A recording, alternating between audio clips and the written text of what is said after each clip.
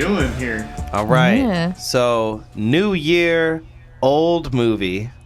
Who dis? Welcome to the Devil's Work Pod. We're bringing in Hey. 2023 with what I would call a glorious piece of shit from the year of our Lord, 2001. Our Lord. The Canadian film posing as an obscure underground Japanese game show, Slashers by Maurice Devereaux. This is a hell of a film. This is the deepest of cuts. This is probably the deepest cut we've ever done on this show. It exemplifies so many things that I love about this stuff, especially like so let's explain a little bit for the people before so this film, like we said, it pretends to be a Japanese survival game show. The premise is essentially there are 3 serial killers and 6 would-be victims. If you can make Serial killers on a payroll. Yes. Sorry. Go on. No, you're totally right. You're totally right. So controlled serial killers that somehow they have, on the payroll. And if you can make it from point A to point B, you win like several $1 million. The pot is up because people haven't won in a few episodes at this point. So it's a lot of money. And so that's what it is. Okay, I was wondering how that Yeah. number got there, but I was like, okay, that makes sense. And then for every serial killer that dies, they get another $2 million. Yeah. So they don't. If the contestants are able to kill the killers, that's extra in the pot. So fun. Yeah, and they don't. Such a good And they don't fucking have to, fun. but that way they have a little bit of.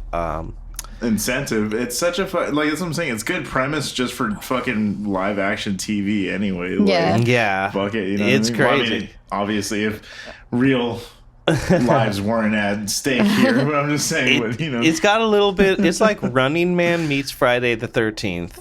yeah. And So- there's literally an homage to fucking Freddy and Jason in there. Yeah, There's a couple. Yeah. At that point, I wrote, "Very brave of you to feature licensed characters." Yeah. There's a lot of brave things about this movie. Absolutely. I feel like, I don't know how obscure, I assume very much so, but like, it seems to be an influence on a lot of things that have come out recently, like Spree Oh, Spree's a good and one. Yeah, Guns yeah. Akimbo. I you haven't know? seen that one. Yeah. Just sort of these, like, everybody watched these people just kill the shit out of each other. And of course, like, Squid Game also. Yeah. Yeah. I think it's sort of one of those that's like the idea was always there with like reality TV and everything, and like Yeah.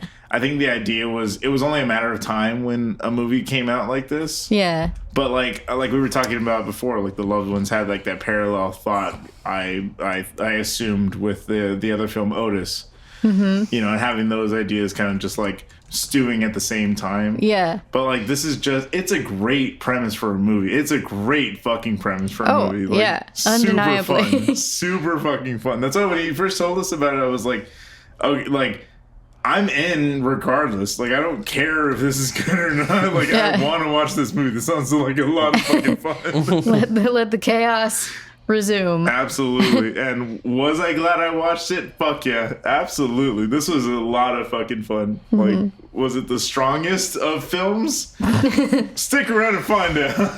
It's funny because I'm realizing like this and Battle Royale really sparked in me a love for this like survival game genre. Like I play a lot of Battle video Royale's games. A good one. Yeah. That's a good one too. Battle Royale Yeah. and Clerks, forever in my heart, tied for number one. Yeah. We'll do Battle Royale. We'll do that one. But That not, one deserves but a not spot. Clerks. Come on, the Not Clerks. the director's cut ends pretty fucked up. Oh, maybe one day Clerks. Well, will there are definitely some other Kevin Smith movies that would fit in, Tusk. like Tusk yeah. or yeah, absolutely getting its own. Red State. I would do in a heartbeat. Red State. Yeah. Fuck yeah. No, yeah, we're doing. Yeah, well, all right. Maybe we'll do Clerks someday. But yeah, just realizing like it definitely sparked in me like an interest in that. I've seen like several anime and played several games that have not this premise, but a similar premise of this is a game where the stakes are our lives and there can only be one winner. It just Yeah, unlocks the madness of the character dynamics. Everyone's like, well, I would normally be a good person, but right now things are different. When it's life or death, yeah, absolutely. Like, Yeah. it's an interesting tool to explore like these characters, like these relationships, like you said, and also like quote unquote the nature of man. Yeah. You know, and like what we'll actually do when our backs are against the walls. Yeah. You Yeah. know, and like we're put in a position of like literally it's life or death, but like you know, you might get a paycheck out of it too. When you're backed into a corner, there's awkward dialogue aplenty. You know what's funny is I just looked it up. The book Battle Royale, which I've also read and is a fantastic book. Oh. I actually have it right behind me. Oh hell yeah! I didn't know that was a book. Oh yeah, it's a really really good book, and it goes into all the characters a lot more. It's a pretty thick book. I think it's like 400 or 500 pages. God Wow. damn. But yeah. So that book came out April '99. The film adaptation of Battle Royale came out in 2000, which is an insane turnaround time. Damn. Okay. And Your favorites tend to be the odds. I love that. Yeah, isn't that weird? I love that. Early on, I was like, I like this. Leave me alone. Leave me alone. But and then this came out in 2001, so I'm like looking at it and I'm like, unless Maurice Devereaux read Battle Royale like right when it came out, I don't think that had an influence on this. That's what I'm saying. Which is kind of interesting. Yeah, it has to be parallel thought. Yeah, like, it's just the idea of dropping too average or too quick. There's no way that he put those sets together in half a year. In Is he 3 reading months. it? He says like he's like reading the first 5 pages, Just like flipping get through. on it, get on this, let's go. Yeah, I don't know. Like, it almost feels like, I mean, it's all shot in this big, like, warehouse space, and it feels sort of like... X-rave spot. Yeah. Yeah, it's like a paintball arena. It's like a haunted house experience that you're watching and are involved in. Yeah, Damn. yeah, that's true. Spot on. That's true. That's a great way of putting it. That's an excellent point. Yeah, it's like the 3D or 4D version of it. It's just watching through the fourth wall, really, of that sort of thing. You could easily imagine running around in there. That's a trip. Have you ever seen or played those old like VHS based board games in the 90s? No. What? So like I had one that was like based on gargoyles. So you like put in the tape, you put in the tape, and then like the bad guy from Gargoyles is like, oh well, this is the thing, this is what's happening, and That's cool as fuck. And then there's like a level of like a choose your own adventure, and then also like if you get on certain spaces or get certain cards, you like move to certain points in the tape. Yeah. And then if you like, that's so fucking wild. A lot of them are like time limit based. So like if the tape ends before you finish playing, it's like, oh well, the bad guy won. Like try again next time, Gargoyles. But like this, like Evelyn saying that this has like those vibes of like a haunted house thing. Also, just kind of in a weird way, turned a page in my brain and made me think, oh, it's kind of reminiscent of those like VHS games as well. There's a Community episode about it where Abed gets obsessed with this like Western themed one. So that you should check that out for like context on what the hell I'm talking about. There's a whole world that I am not aware of with this stuff. It's interesting. Like, I mean, obviously you have like the first story to ever kind of like put all this into context was the Most Dangerous Game. I forget the author, but I remember reading that when I was in like fucking middle school. I was in like 5th grade or something like that when I read that, and I was like, whoa, this is fucking intense, man. Yeah, and it is. Like, but then like then you use those as the basis for like Battle Royale, for even slashers, for these types of movies where it's like it just works. You know, it just works as a premise. It's a fucking great tool, and I think again, despite the very, very how do I put it? Interesting dialogue choices. It's legitimately a fun movie, and the best fucking part about this movie is the slashers themselves. Oh my god! Fucking My boy Chainsaw Charlie, man. Just fantastic. Oh my god, it is so good. Like, yeah, they're all next level. Like if you went to a haunted house and you had that's that what I want. that level of interaction from these like fully formed characters is just so impressive. Absolutely. Like they didn't feel like they were like how do I put it? Like they didn't feel like they were tropes of anything else, but like they felt like characters that lived within this universe, and like this is their job, and like this is what they do. And their makeup is crazy. Oh, it's so good. They did a good job of making me like as a child, and even now, like I just love when a movie or a book or a game is such a small window into a world, but there's so many possibilities that you just like crave for there to be more of an opening, like right off in the beginning with the fucking theme, with the theme song and all like the title sequence is like wow. I was like, where the fuck is that? I want to watch that. What are you talking about? It's a fully developed world with the clown and like Switchblade Sam and like Switchblade Sam. They just mentioned that, and you're just like, what's the whole roster of killers? Like, I want to see all these guys. Like, dude, they look really cool, too. When does this become a real show? Yeah. But, I mean, that being said, we should probably get into it, because this is a fucking thick-ass episode. Yeah. It's so we got, like, Man Bites Dog on one side of the spectrum for, like, first films and student films, and then we got this. You know, like the difference in pacing, opposite. Yeah. So good. So for trigger warnings, I think we landed on you always got to expect violence and gore on this podcast. You know, it's a little cheesy, but there are some guts being pulled out at parts in this movie. There's of course, unfortunately, some sexual assault content. And I think that's pretty much it for this one. Oh, and there's some racism in some of the character choices and sort of the overall depiction of Japan, sort of. Because like this is it's very cheeky. This is extreme, obviously, but it's also sort of like I feel like this was made at a time where you could tell someone this was a real show and they'd be so like xenophobic and gullible that they would believe that this is a thing Japanese people were doing, you know? So like those parts very much aside, it's got some heart in here.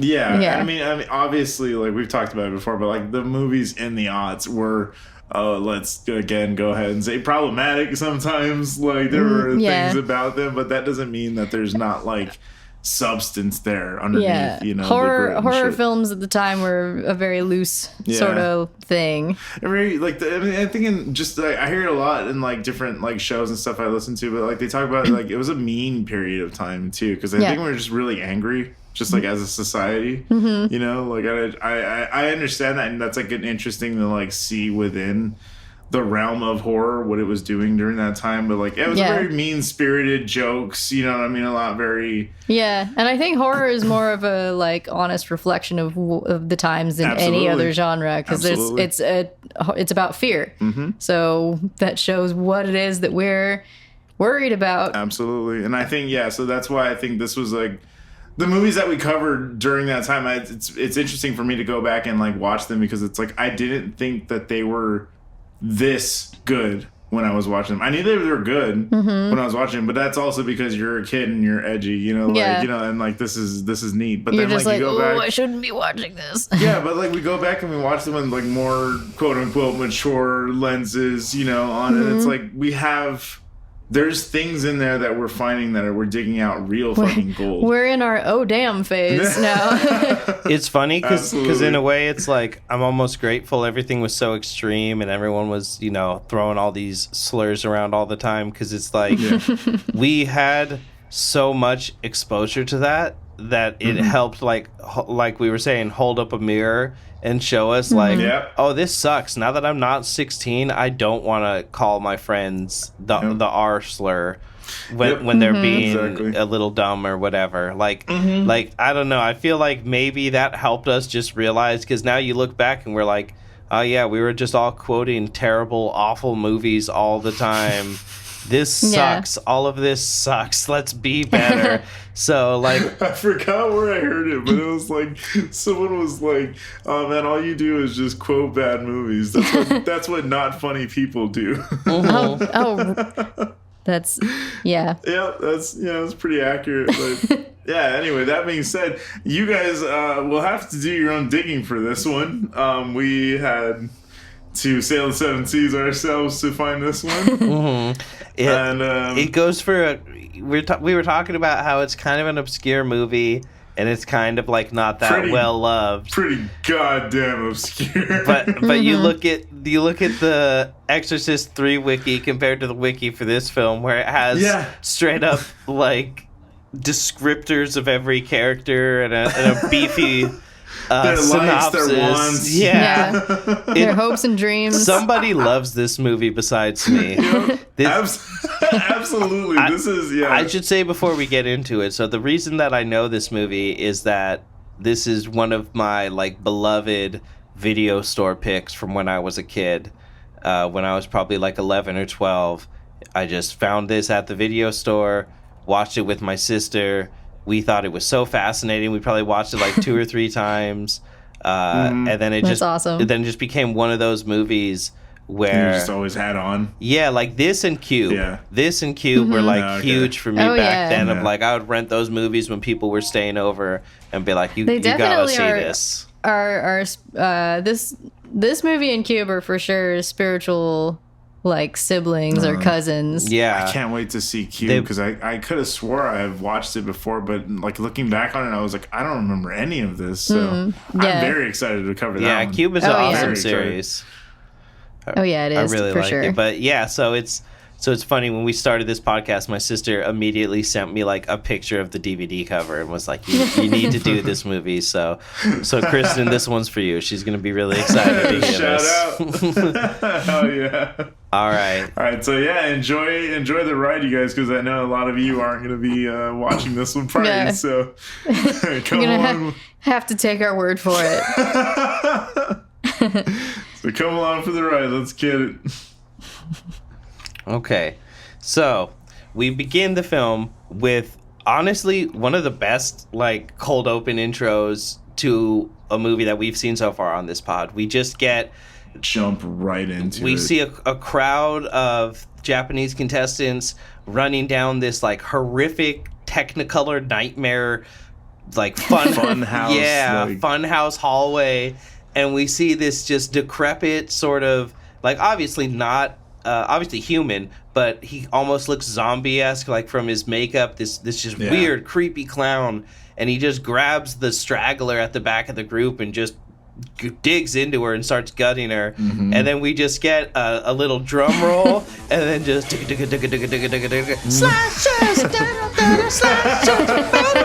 and it's a fucking bop, dude. It's lived in my head for decades. It really is.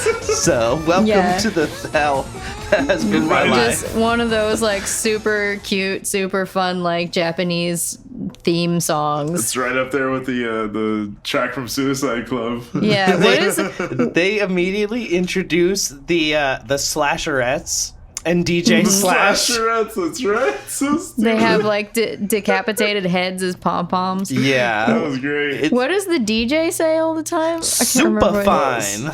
Super fine. Yeah. Oh my god. He says to the host, a woman named Miho. She's like, oh, DJ Slash. And then he says in Japanese, he's like, you're looking really good tonight, Miho. And then he goes, super fine.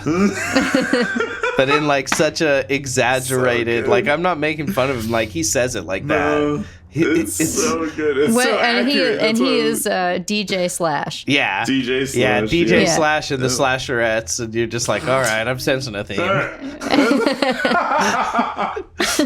And as soon as this shit started, as they're like, let's meet the contestants. Like, before she even got that far in her speech, I was like, even she's terrible. Everyone in this movie. Yeah. just in terms of like,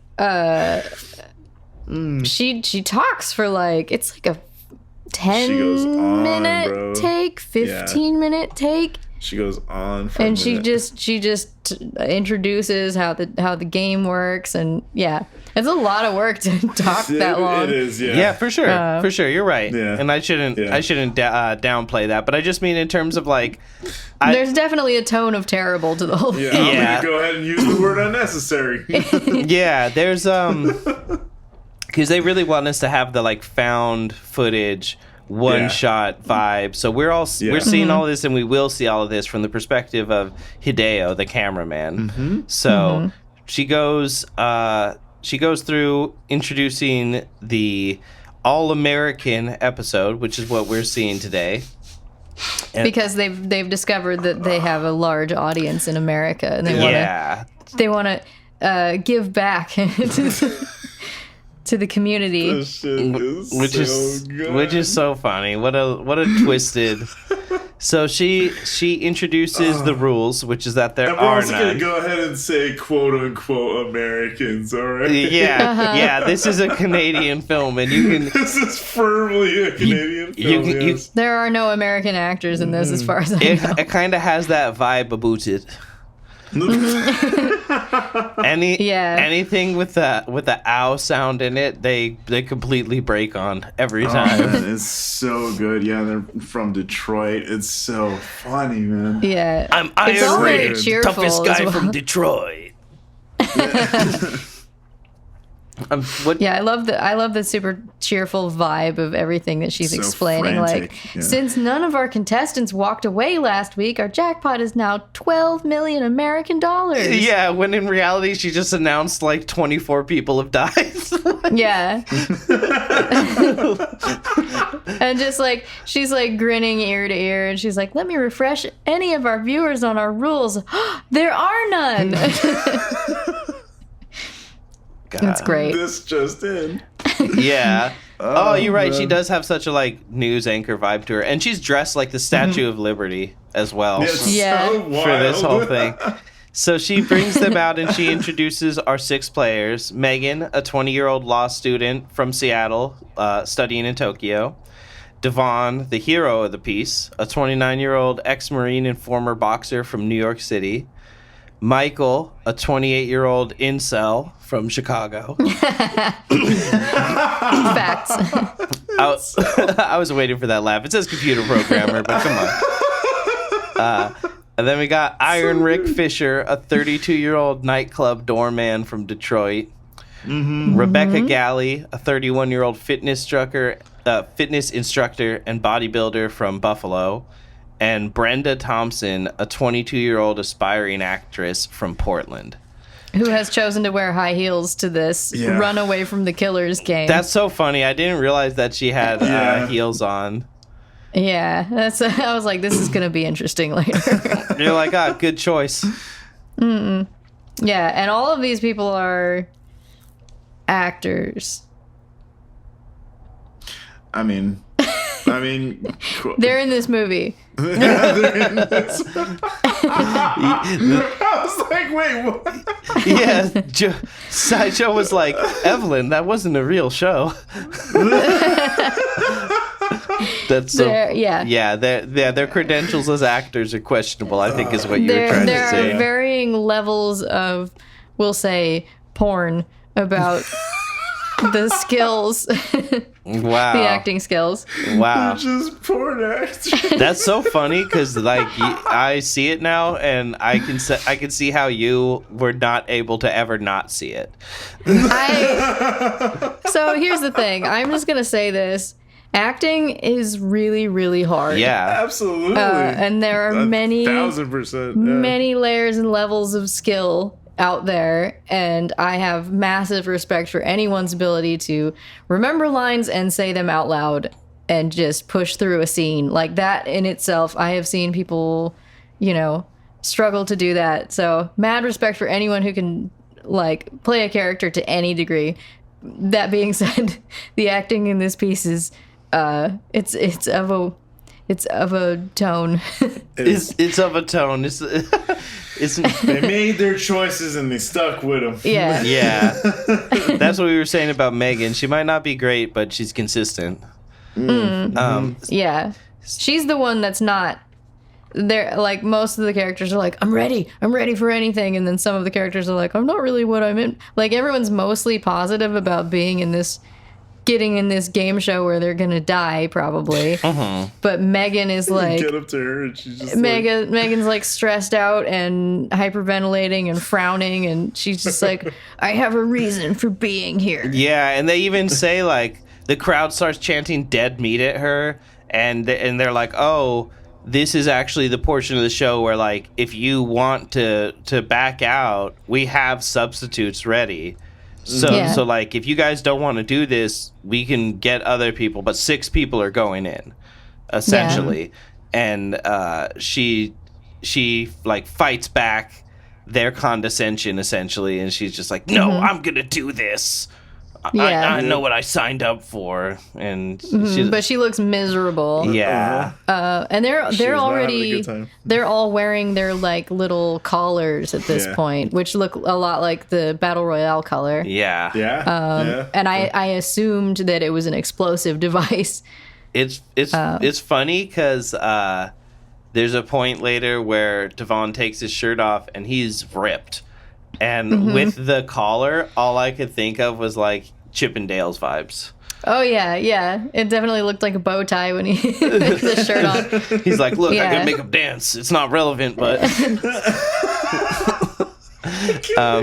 so then we get to meet the other guys, right? Yeah, so we get the very first commercial break right at the beginning. And we see that Miho's like true colors. She's like, that shit is so funny. She's just like, fuck this, fuck you. That bitch fucked up my hair, and they're all like, it's not that bad. It's okay. Like, calm down. And someone else comes up to, like, another PA comes up to Hideo, and this is kind of how we're introduced to him. Like, we realize there's a man behind this camera, and he gives him some water, and they talk for a minute, and he's telling him, you do really good work. Keep him talking in certain situations, and Hideo's like, well, just feed me lines, let me know what to say. Like, it's too much to do everything all at once when I'm in there and people are being murdered. And they're like, okay, fair enough.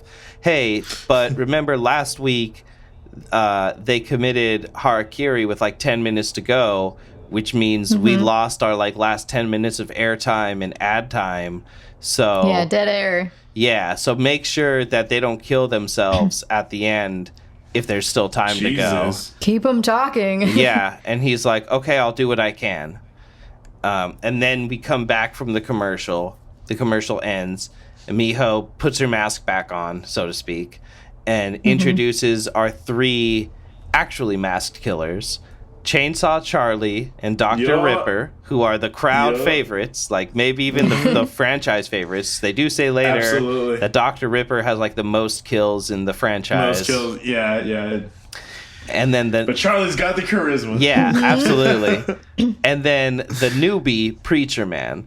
So Chainsaw Charlie has very much a redneck, backwoods slasher kind of vibe to him. Preacher Man. Can we just talk about his mask for a second? Oh yeah, dude, that mask Holy is fucking shit. amazing, man. It's so creepy. It's like it is, as far as his mouth, like you can see his actual mouth, but the rest of the mask is like this sort of like large puffed up like head. He looks like the kid from the Mad magazine. Yeah, totally. But then his eyes are there, so he's got like these normal like human eyes, and then this big face, and these nasty teeth, and he's just like, well, hey everybody, you know, and he's just like super friendly redneck dude with a chainsaw. You know what? You just nailed it, Evelyn. I'm pretty sure you're right that is like an Alfred E. Newman mask. I think that was the base shape or something. Yeah, it has to be. He has a red hair too and everything. But it works so well with like just his own eyes, and then the way his mouth is just under there, and like it's amazing. And amazing makeup. Even like the contrasting tone with his skin like works really well in like almost like a color palette kind of way. Yeah. You know, like if you And he's just fucking jacked. Bro. Yeah, Motherfucker he's is huge. juiced. He's fucking. Yeah. He eats his Wheaties. Yeah. Well, hey, yo, that's naughty and not nice. No, not nice at Fucking all. love. I adore that fucking character so much. That's what I was like. The entire movie was worth it just for him. Yeah. Oh yeah. That's it. Absolutely. He's such a shining gem of the film. Absolutely. Yeah. And then they're all great slashers though. Yeah. And then Preacher Man, who is just like a corrupted Southern Baptist preacher kind of guy. I really liked his character. He's got this corrupted horned crucifix like logo that you see all over the place. Yeah. And he's like the face of the movie too when you look him up. When you look up on the movie, covers. he's mostly on the covers. And he's got the Creepy, pale like exorcist eyes. Yeah, Exorcist face, really. Yeah. Yeah. Yeah. He got real Reagan vibes going on. Yeah. Yeah, he's very big on letting everyone know that they've sinned, and it's gonna be probably Repent. gonna take you down to the depths of hell. Yeah, absolutely. And I don't know if we should mention they're played Chainsaw Charlie and Preacher Man are played by the same guy, Yeah.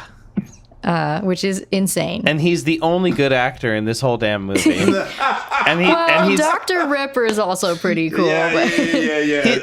I'll say that. he's the doctor he's definitely playing dope. more of a camp villain for sure, but that's True. a choice. That is a choice, so that is, Yeah. It's not it's No, Yeah. I think definitely fucking the Doctor and Charlie are fucking the best characters in this absolutely. movie. I would say in so his fucking performance as Preacher Man, he doesn't get like quite as much screen time, but there's like one physical moment that is actually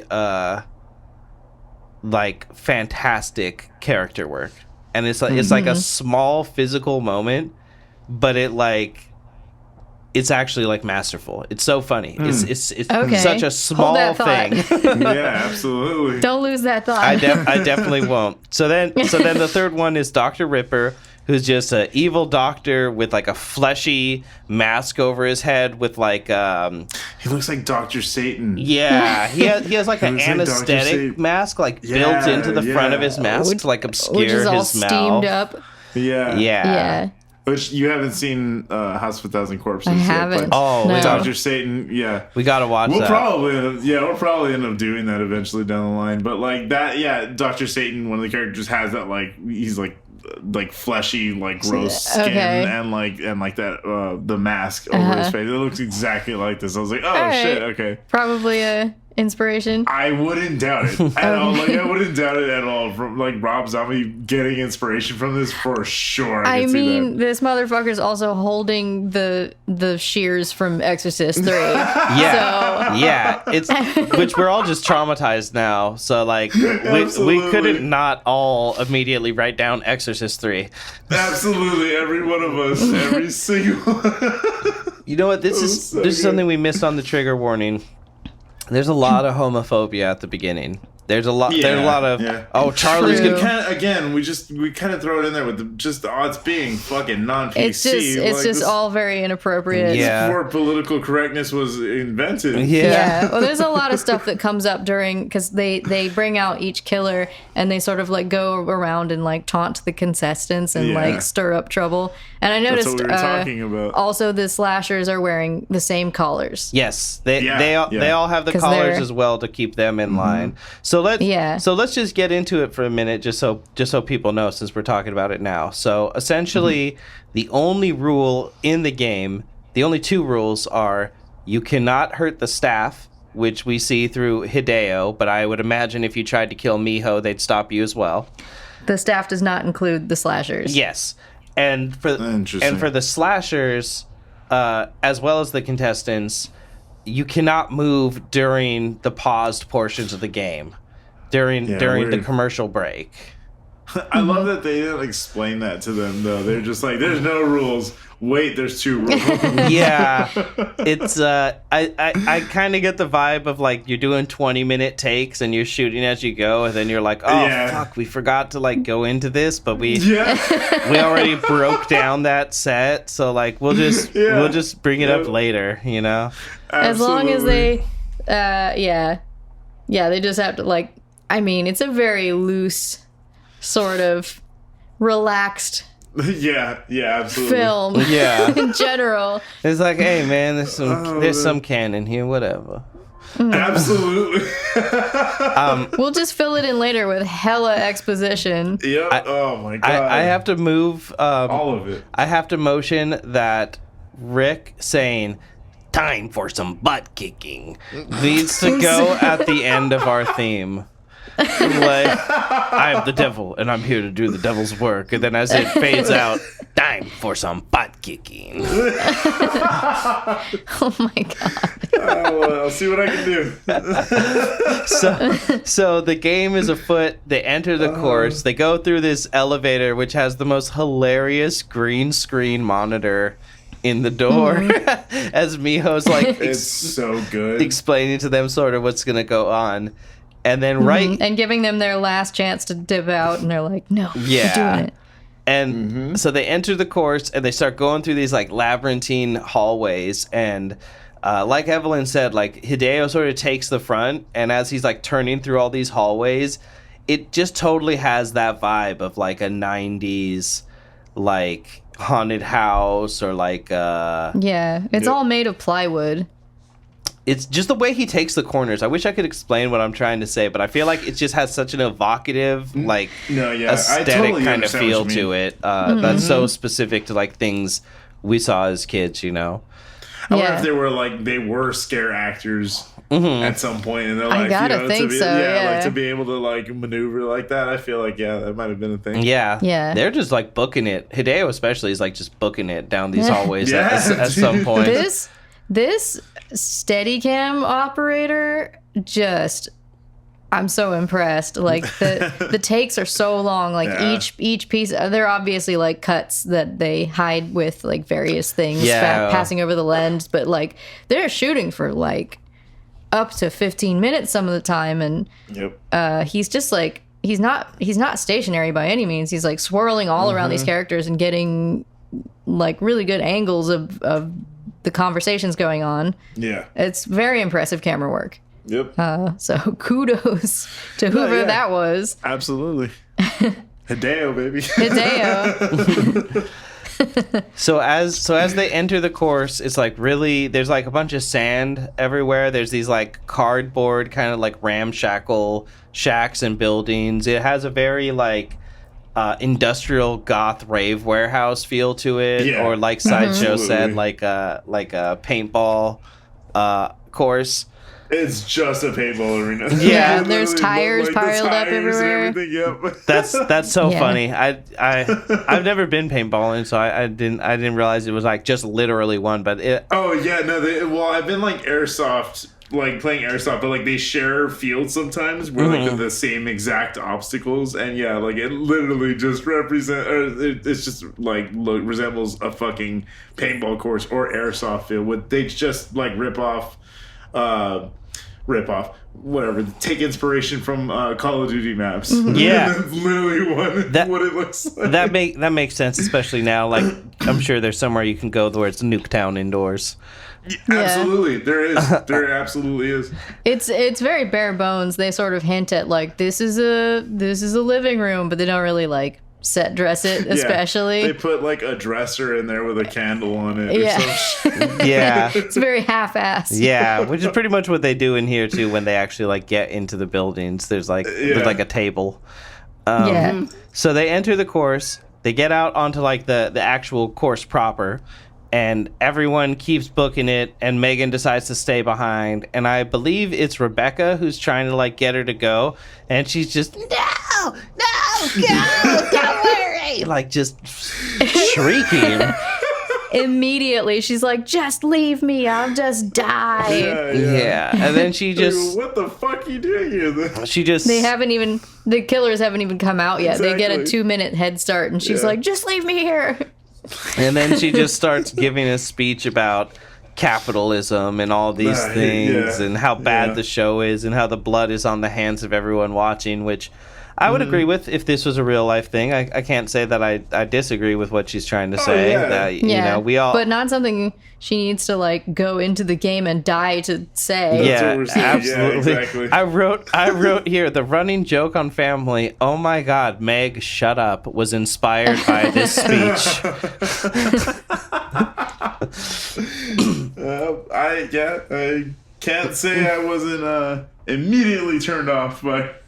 Yeah, it is very exciting though, because she's going on and on to the camera, and you're like, you can see a lot of the direction that they came from is behind her, and I found myself like watching around the structures to be like, okay, where's the killer gonna pop out of? Because she's just out in the open, like trying to get a sense of the vibe of this thing.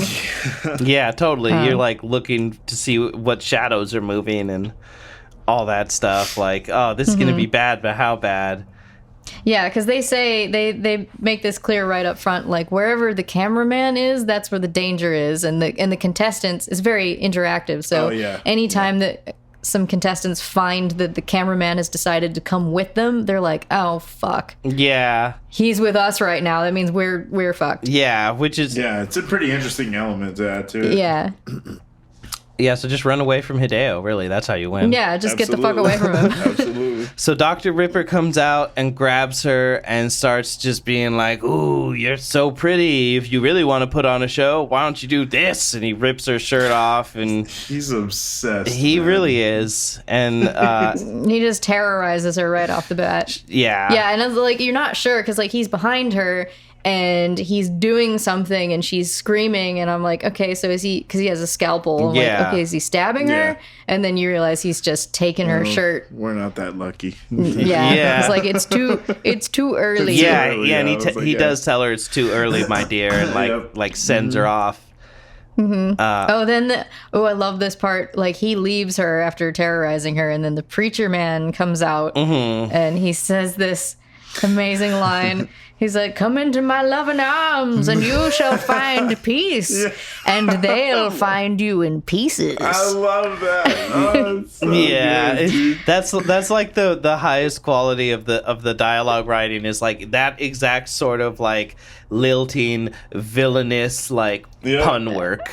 Absolutely. The villains deliver this shit. Fuck yeah, they do. They're all pontificating, you know? Dude, it's so good. And I love that they're just like, literally, it's just a fucking paper thin ass wall that's just between, and like a little hole in the wall that's cut out like for a window. And they're just looking in, you're like, bro, he can literally just fucking blow that house down. He could just kick this thing over. Exactly. He looks at it wrong and it's going down. Yeah. But like, after she gets terrorized by a couple of killers in a row, she decides she'd rather be inside with everyone else. I love how she runs away. She gets inside of the like shack with them, and immediately everyone just starts like telling her how stupid she is, and then they're like, so you got to stick with us because we don't want you to die. And then she's like, I said what I said. I don't ever want one of them to touch me again. And I'm just like, you didn't consider this before you like started? Like, you didn't think you would be like unhappy about this situation? Like, you knew what this show was. Yeah, exactly. Yeah. So she gets a shirt from Devin. Yeah, Devon gives her his shirt. They call him Devon. This is like the doctor calls him Devon. Yeah, I thought that was pretty funny too. So Devon gives her his shirt, and then they're like all, for reasons, because he's ripped. That was a little bit for the ladies right there. Absolutely. And some men. It's important. So during them coming into the place, because Hideo is with Megan.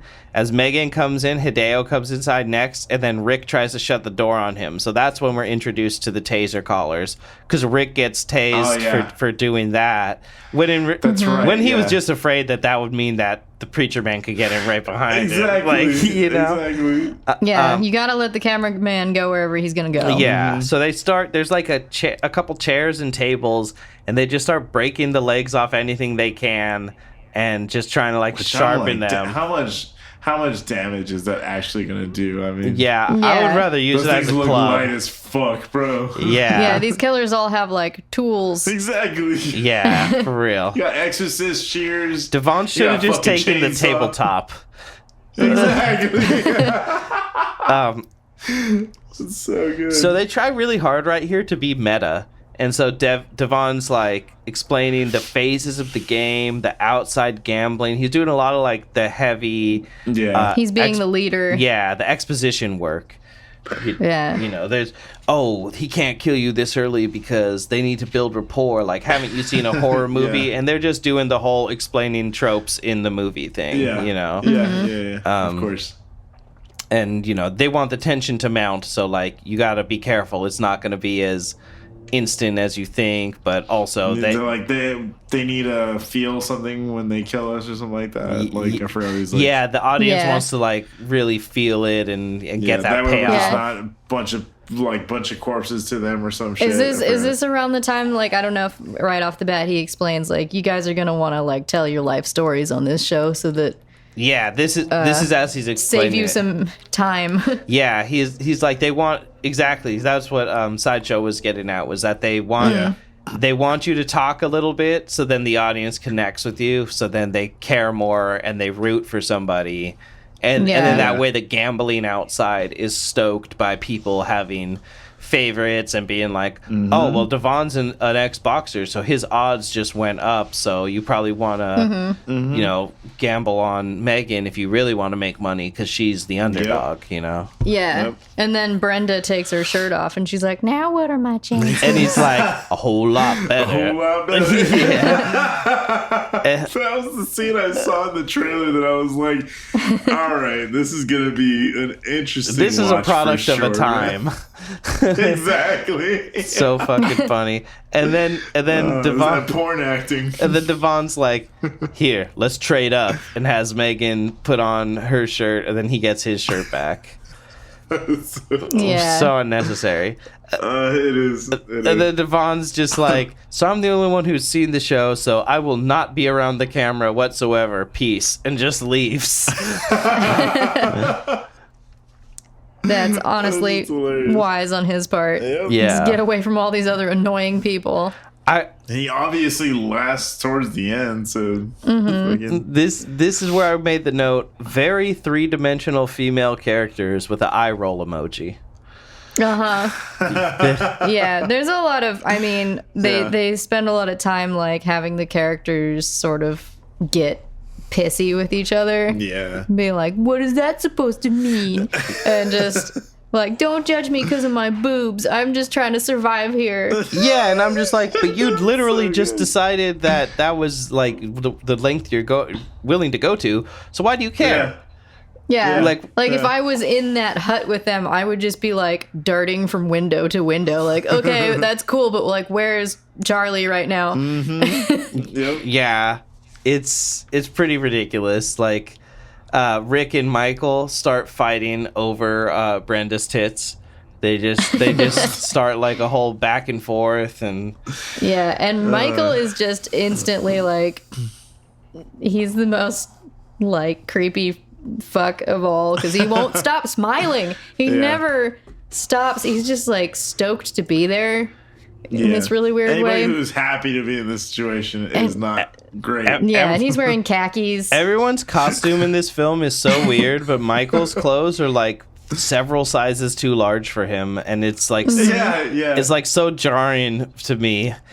Like, his undershirt like is fucking a full ass t-shirt underneath like the dress shirt. And you're like, damn, bro. Yeah, it's such interesting choices from the props department and the wardrobe. And they're getting like throughout all their silly arguing, they're getting taunted on occasion by Preacher Man and Chainsaw Charlie poking their heads in the windows and trying to get in through the various doors. And then Charlie just decides he's gonna fucking rip through the wall. And then I think but again, he could have just kicked it in. It's like yeah, but it's not as dramatic, you know, obviously, because they're having fun at this point. They're like, whatever, we're not gonna kill any of you yet, but we're enjoying this.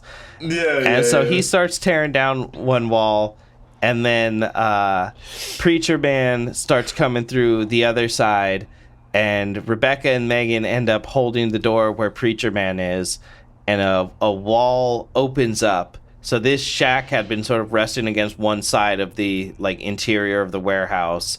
So when that wall opens up, there's like a tunnel that the other three run down, and Megan and Rebecca try to run down, but it closes before they have the chance to.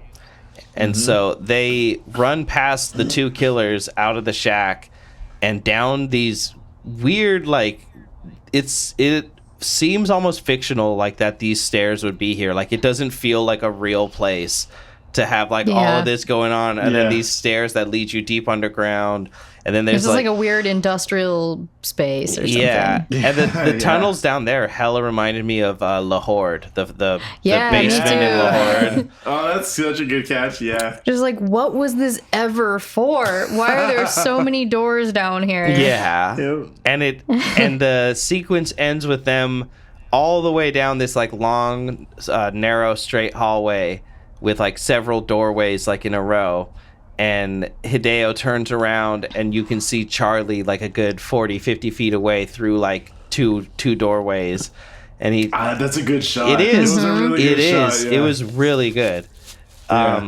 And he gives a big, oh no, that won't do it all. Charlie just wanted to give y'all a kiss, but you don't want to be nice to me. I fucking love this man. And then he tells them he's out of gas, but he'll be back.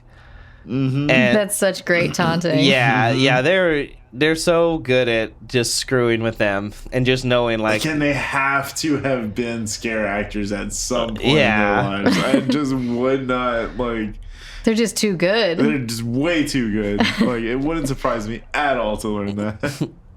They're on the management team at Fright Nights. So he taunts them and leaves them to struggle like through this underground weird section of this maze, and it starts to look more and more like a dungeon as they're going on. And then they find the area that the clown was in at the beginning of the film. Like, we see we can see in the background this like kind of flashing blue and red lights, which I feel is like really foreboding and like a really interesting kind of way to hint that in there, like the zone separation, almost like a video game where like two zones just run together. You know what I mean? Yeah. And the set pieces are fucking dope for this. Like, the sets are really good for this. For sure, the majority of the budget was the sets, like the lion's share of the budget. Absolutely. So Rebecca tries to goad Hideo into like giving them a hint and telling them what to do, and Hideo just won't say anything. And then Megan is like, well, Rebecca, you know, like I talked about you know, what I'm here for, like my cause and everything. Like, what are you here for? And Rebecca's like, yeah, don't even worry about it. And then Hideo speaks up and is like, actually, this can keep you alive. Like Devon was saying, like you should talk about it while you guys are like feeling around in this room trying to figure out what the hell to do. And so she goes into her life story. She's always been a daredevil, but then she got diagnosed with MS, which is not like a horrible death sentence the way she makes it seem. Like, I thought that was kind of interesting. Like, it is a degenerative disease and like it's not fun, but like she made it sound like it like was gonna completely ruin any chance of happiness. Yeah. Like cancer. Definite death sentence. Yeah. So she said she'd rather die on this show than die of MS in her 70s. Which is the weirdest, like, logic. Like, she literally says, like, I can grow old and debilitated and, like, die in my bed, or I can just, like, die now on this show. Or you could go skydive. I guess she'd done all that stuff already. Yeah. She just needed some kind of thrill. Yeah. But she doesn't seem thrilled. Yeah, at all, which is so funny. Now she's like, fuck. And then like, you could have done literally anything else. Yeah. Anything. And now you're stuck comforting Megan. Mm-hmm. Of all people. Yeah. Great life people. choices. Yeah, And this is where Megan goes into a little more of like her backstory, I think. Yeah. So since she had been studying in Tokyo, she was dating a boy here, and he ended up being cast onto the show. And it seems like she doesn't hold him responsible at all for choosing to be on the murder show. Right, because he did it. He couldn't pay his tuition. Yeah, that's right. So he was trying to find this way to make all this money, which, again, why don't you just sell plasma or I don't know. Rob a bank. Go on the show where you guaranteed will die. Yeah. You're not going to need that money, but whatever. Yeah, and what really cracked me up is that his name is Koichi. And so all my figures over here, the littlest, smallest guy is Koichi. He's like literally on the show. It says his height is listed as 5'1", and everyone else is like 5'8". But he's drawn like 4 feet shorter than everyone else. It's hilarious. It's just we just all accept it as just like whatever. But the accentuated truth. So when she said that, I was like, oh, Koichi-kun. Oh, that's so good. So that's their reasons for being here. She has a disease that will eventually kill her in 50 years. And I don't want to downplay. Like, I've had friends whose moms have MS, and, like, it is, a really, really terrible disease. Like, absolutely, 100%. Yeah. But it's not worth just throwing your life away because you have that diagnosis.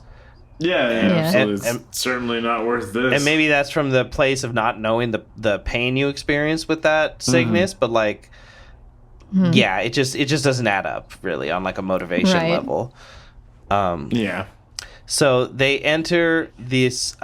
They go through the tunnel, the funhouse tunnel, which has some very provocative images of naked clowns all over it. Yeah, creepy naked clown woman who's grabbing her own boobs. Yeah. Pretty disgusting. Again, no yucking of yums.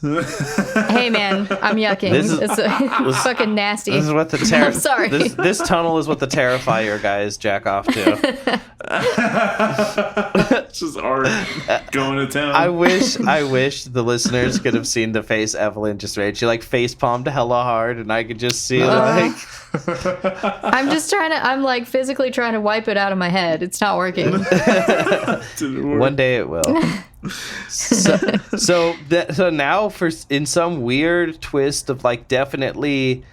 I feel like the writing for Megan is all over the place because at first she seems so stupid and then they're like making fun of her like to her face telling her that she's dumb, but I feel like when they're doing that the implication is supposed to be that like they don't understand how messed up all this is and she's the only one who can like see it, but it ends up just she's the moral compass. Yeah, but it just feels like she's a fool.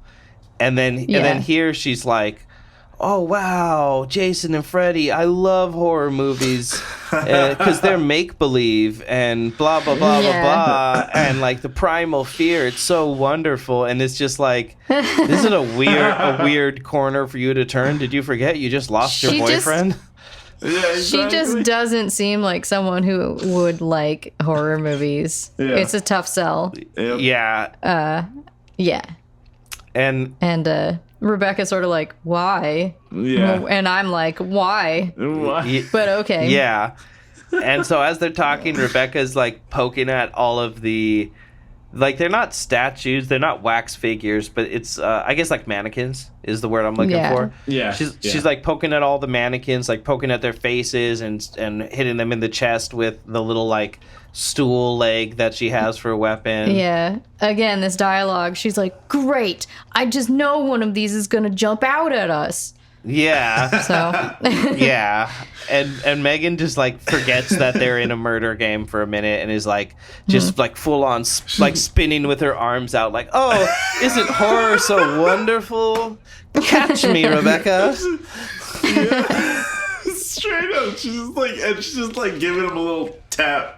Like on each one as she walks through, she's giving each one a little nudge. And then you're just like, what? And then yeah, finally, this is a really fucking great jump scare, though. Yeah, no, it was really Solid. well done. Yeah, pretty fucking well done. Because I was like, oh shit, I didn't see that one happening. Yeah. yeah, she goes up to one that's like in these red robes, which is funny. They probably had to That was very really cool. carefully choose like a not licensed thing for him to jump out of. Not licensed. And she like pokes it in the chest, and then it seems like because it has robes on, it's like just the top of a mannequin like balanced on something. So Preacher Man like jumps out from like the legs of the statue, and I thought it was cool because it's like a bishop in red, and Preacher Man jumps out of the bishop, which is Yeah. kind of fun. yeah, that is cool. Yeah, Yeah, it's super fun. I could tell it was like some sort of like religious thing, but I didn't have the eye to know it was a bishop. So great catch. That's well, I don't know if that's the right term, but that's Oh, okay. I don't know. It just I'm reminds gonna me count of it because I was impressed. it's sort of like the costume that Monty Python when they're the Spanish Inquisition, just like red robes. And, Oh, and yeah. no one expected him. No one expects the Spanish Inquisition. So good. So he pops out, he grabs Rebecca and tells her that she struck him earlier in the when they were like escaping the shack. She hit him in the face real quick while they were escaping because Charlie they were too scared of because he has the chainsaw, so they ran past Preacher Man and she like just bopped him in the face as they were going. A transgression. Exactly. And he like gets her on the ground and he's on top of her, pinning her down, and he coils back to strike her with his big ass like medieval dagger. And suddenly a commercial is called and both of the girls are shocked for moving and he's just sitting on top of them. And this is where That was funny as hell. this is where I think he has like actually a great acting choice because Rebecca immediately is like, "I'm dead. This is over. Megan, you need to run. Do not, I was dead already. So do not, try to save me. You need to go." And Megan's like, "No, I'm not going to let him have his way with you, blah blah blah." And they're just yelling back and forth. And Preacher Man starts to get confused and distracted, and you can see in his like physical acting, he like lowers the knife a little bit to his side, and then he starts leaning back and forth between both of them as they come up on the end of the commercial as the countdown is going. So when the countdown ends, his knife is not poised to strike anymore, and he's not focusing on Rebecca. So he's looking at Megan, and Megan jumps at him, so he pulls his knife up to get her, and then as that happens, Rebecca's arm gets free, and she stabs him in the eye with the like stool leg. So just in that moment, though, just like if you go back and watch him, he really, really sells getting distracted in this like victorious position, which is like usually a hard sell in fiction for like, okay, well, how did they get out of this? This is so like ridiculous. It's unbelievable and stuff. For sure. At this point, you're it just feels reminded natural. at these pivotal moments that although they are spectacular scare actors, they're just dudes on the clock. Yeah, they're just idiots, honestly. Like just idiots in masks, like not necessarily minimum wage, but definitely low wage based on like some of the things Charlie says later. You kind of get the you get the impression that like you're giving out millions of dollars on this show, but like the people murdering people are doing it for not that much. Right. And because Rebecca has killed Preacher Man, that adds an extra $2 million to the pot. Yeah, exactly. And now they have his badass crucifix knife. Upgrades. Real weapons for a change. Right. And then, I must say the score in this film is surprisingly good. It's a bop. Yeah, like Specifically Charlie's theme. Yes. Oh yeah. Doesn't he- Not all the industrial like fucking blade music? Yeah. They got- Yeah, it really moves it along really well. And they talk about it too. The contestants can hear the music. Yeah, I thought that was an interesting touch. I Yeah. was like, oh shit, okay, so it's not just like, what's the term for that music where it's just like in movies Incidental, where it's just, or something like that. Yeah, something like that. But yeah, Yeah, I thought that was interesting that they could hear it. They're well aware of it, and they're like, Yeah. "Oh, this can't be good." Yeah. And when Megan says that later, Devon is like, well, don't fall for it because they control the music and they know we can hear it. So it could be something light and soft and then boom out of nowhere, or they can just play this dark music and use up all of our like anxiety driven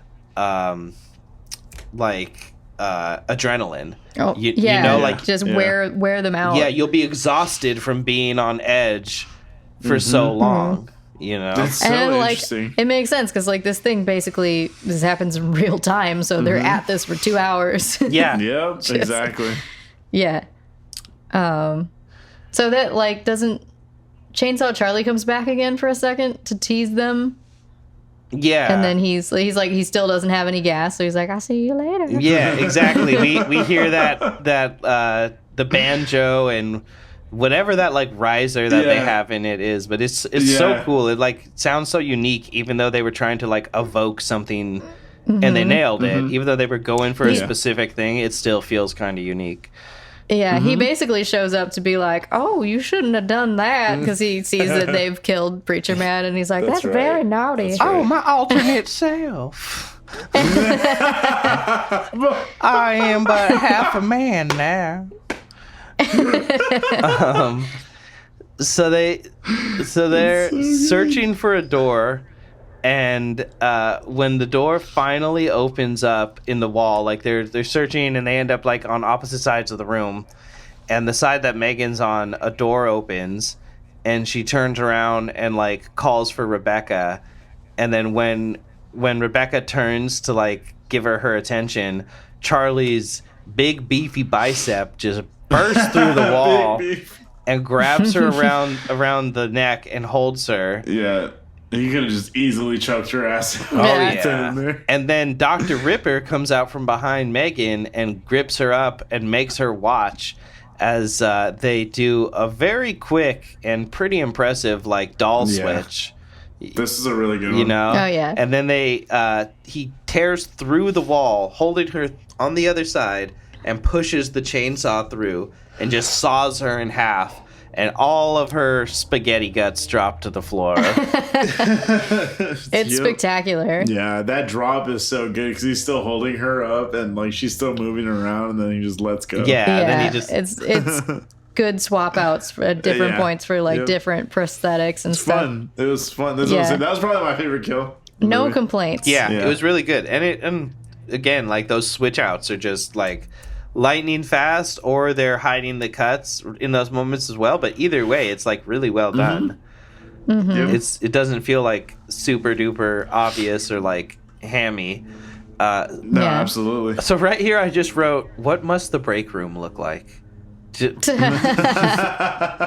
Just for a second, just thinking like in between terrorizing these people, what are these guys up to? You know, By the water cooler.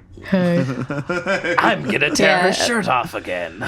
Undoubtedly has a sort of Venture Brothers vibe in there. Yeah, That's what I'm absolutely. saying. I think that's something that's like ruined my brain. Is like because of Venture Brothers, I just think hella deeply into everything on that now. Of like, you know, what is this like crazy mundane detail like in this world? Does Johnny Quest do smack? Do they shit? Lord knows. So But yeah, he takes her shirt again. yeah, she Man, rips off his he's mask. Obsessed, man. She rips off He his really mask, and then He's so obsessed with her tits. With any tits, really. yeah, Yeah. and then he takes her shirt off, and then he puts on night vision goggles and turns the light off, and then she like stumbles around, screaming and crying, and then I just And he's sort of like touching her like on occasion, just like tickling her, so she's just like more and more scared. yeah, and I hate that like it's obviously like it's like putrid depiction of like sexual assault and just horrible things. But I hate that her acting is such that when she goes, "You want to see him? Turn on the lights. You could see him better." Like it just comes off as comedic. And I always laugh doesn't quite at it, work. and it makes me feel bad. I'm like, I know I shouldn't be laughing at this, but you just did not deliver that line very well. Yeah.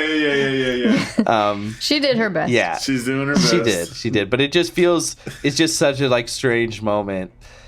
Yeah, it doesn't quite. I could see what they were going for, but it didn't quite land. Several times they try to be meta, but it just ends up being that they're doing the gross thing that they're trying to say is gross, but they're not like they're going, "Isn't this disgusting?" and then doing it anyway instead of Yeah, like, and you're just like, yes. yeah, there's no like subversion or like statement being made, but you can tell that they're kind of trying to. Like you can tell that there's that underlying sort of heart.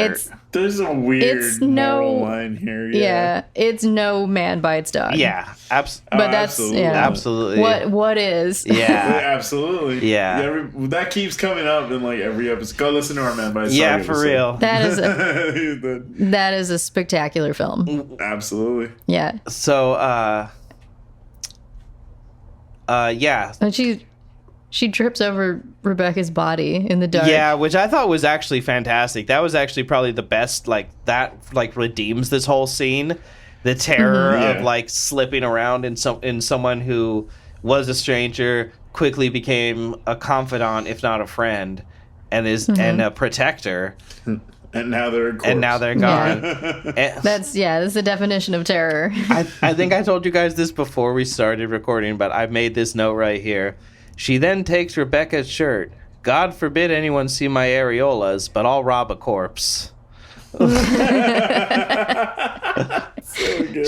She just decides immediately too. She's like, "Oh, I'm in her guts." Oh wait, that bitch was wearing a shirt, wasn't she? I didn't know what she was doing for a second. Yeah. I can't remember what I thought she was doing. If she was like comforting Rebecca or something, like 'cause she was touching her chest, like her collarbone area, and I was like, what is she doing? Oh, she's taking her shirt. Yeah, but there is that moment of like, I can see why you would think that, because especially like psychologically, not even like even before she falls in her guts, she just watched this woman get ripped in half. You know, and like I think if you watch a death happen that quickly, you don't register it as real. Yeah, that's fair. That's like a very serious thing. That's why denial is the first of the 5 stages, because that's 100% what we all do. Nope, that can't be. And then you have to calm down and push past that response and be like, it is true. I've lost somebody, or this thing has happened, or I'm in a car accident, whatever it is. It doesn't even have to just be lost. Yeah. Those moments. Yeah, your brain goes straight into protection mode. For me, I just like instantly in those moments, I just think like, I wish that I could just load a save. You know, like I wish I could just I wish I could just load this morning and then just not turn down this street. You know, I'll go a long way.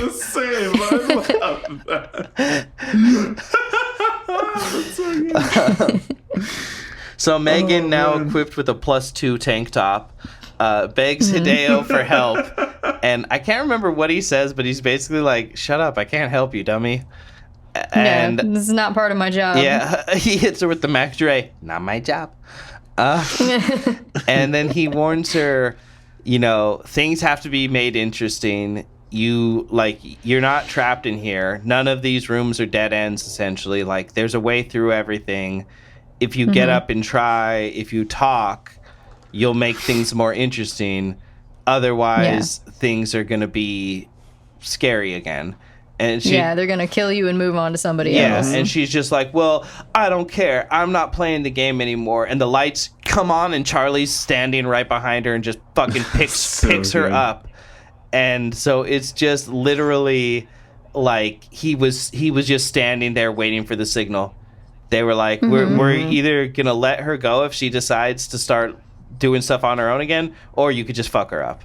because we know they all have Mm-hmm. earpieces. We know that they're getting, including Hideo, that they're getting instructions and Yeah, because they need to move the show forward. yeah. But it's so scary, like how quickly the mood changes, and like literally as the lights come on, he's grabbing her, and it's just like this split second changing of everything. Yeah. So scary. So he grips her up in like a bear hug, and he's just the best at the taunting. So he's just taunting her. Oh, he's amazing. And she bites his nose through the mask, and he screams in his real voice.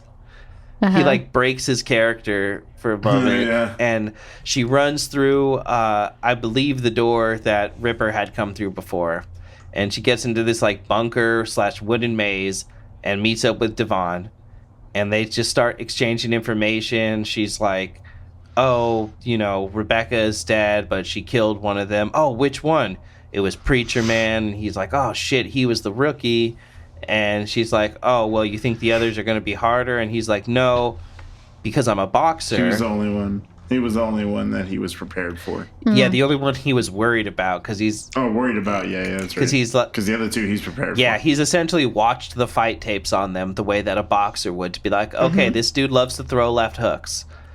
Which makes sense. Like, yeah, you would want to, have, you would hope that someone would have that sort of like forethought if you're going to go into a situation like this. Yeah. You want to be prepared. Absolutely. So he's like, I know the other two guys' moves. Him, I was worried about. So like, we actually have a decent shot.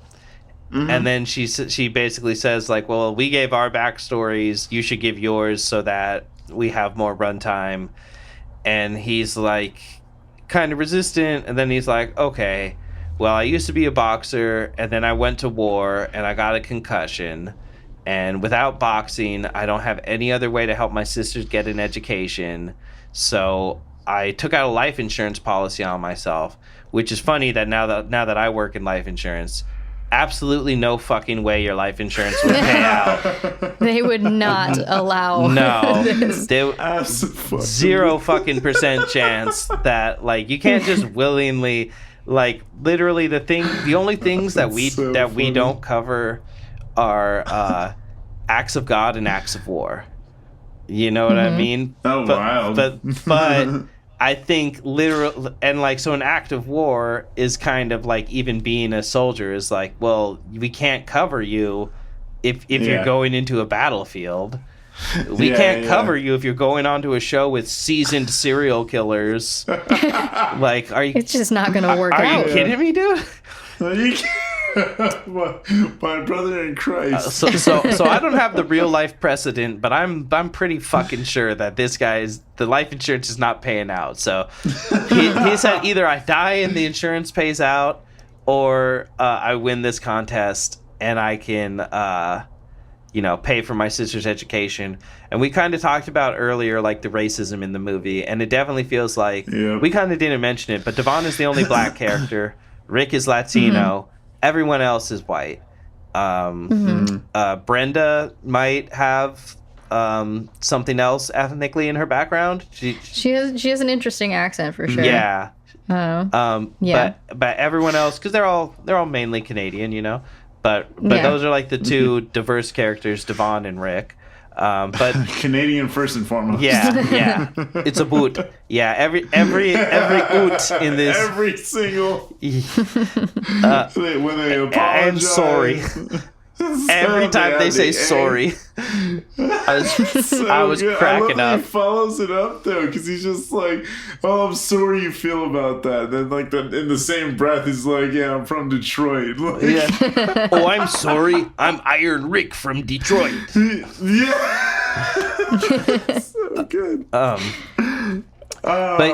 yeah, like bless them. it does feel a little weird and gross for the one black character in the movie to be like, if I can't sell my body through like imperial conquest or through like blood sport entertainment, then I have nothing. What use am I? Yeah. He's so smart. Yeah. He's so smart. He's a natural He's the leader. smartest He's guy the in the whole. most capable in the movie. That dude is Yeah, insanely hireable.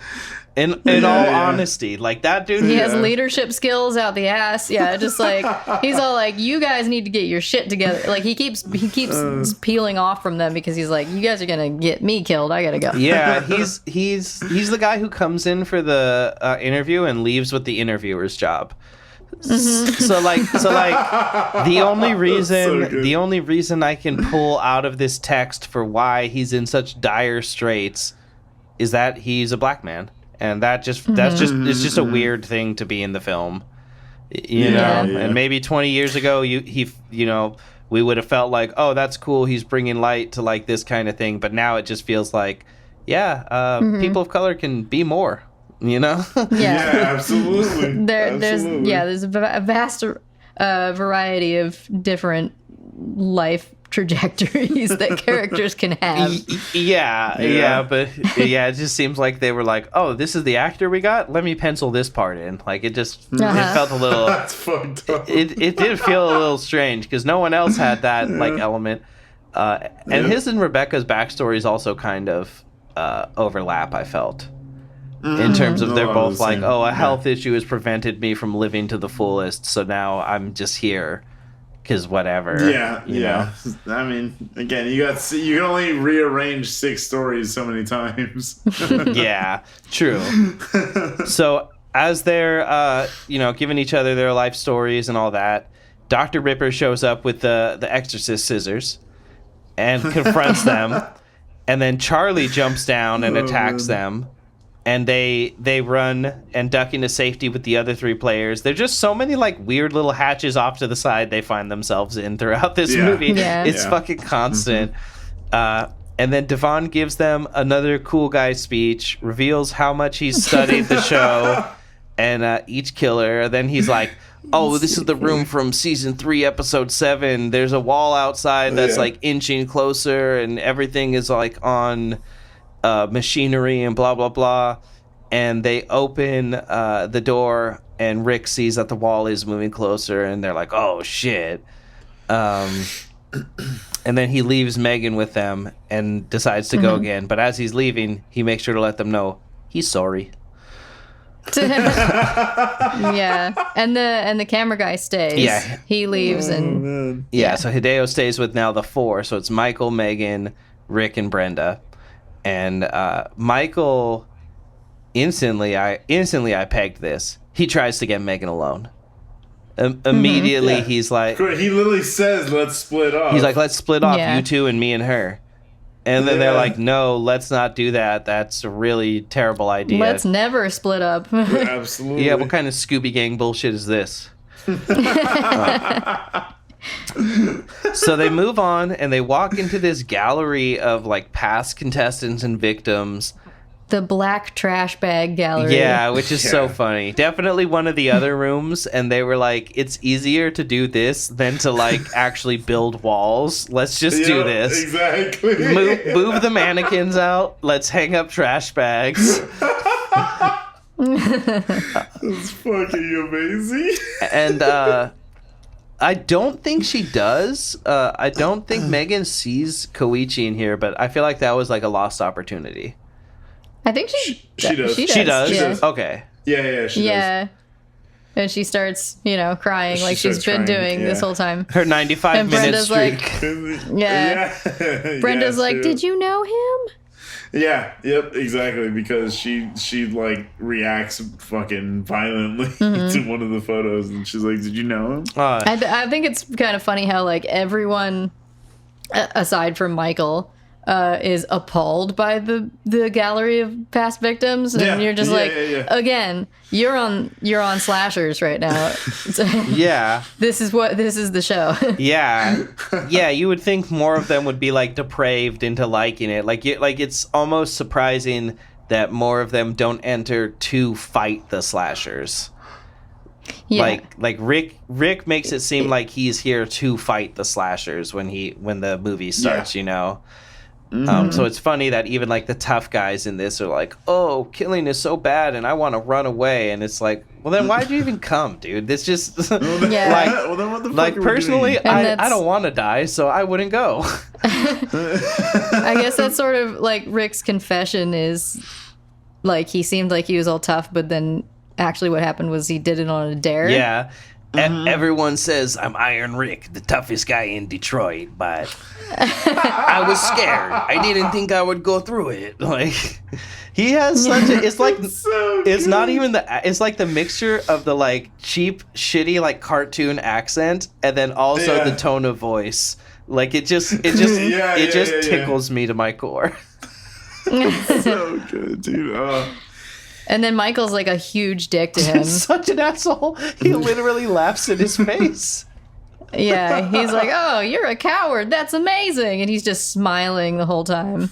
And all the women are like, "Why are you such an asshole?" And he's like, I just love it." Yeah, he's I just love he's like, I just have respect for a master of any craft, and like obviously Dr. Ripper's like killed the most, so like he's got to be pretty good at doing it. And they're all just like, "You're a fucking weirdo, bro." And then read the room, dog. one of the pictures, like Brenda's standing close to it, and Dr. Ripper breaks through it and reaches out and pulls her head into the wall and starts carving in her face with the scalpel.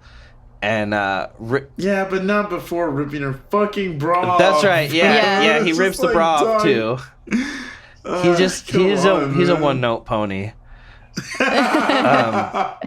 And Rick like shows up, like he hears it happening and runs in, but I guess his hand gets sliced in some way. He very feebly attempts to help her. Yeah, I wrote he's entirely useless and shows up late. Yeah. And then entirely. It turns out, I don't think we can see it for a minute clearly, because you can just see that she's bleeding, and she's the one who says she's an aspiring actress and she's a model.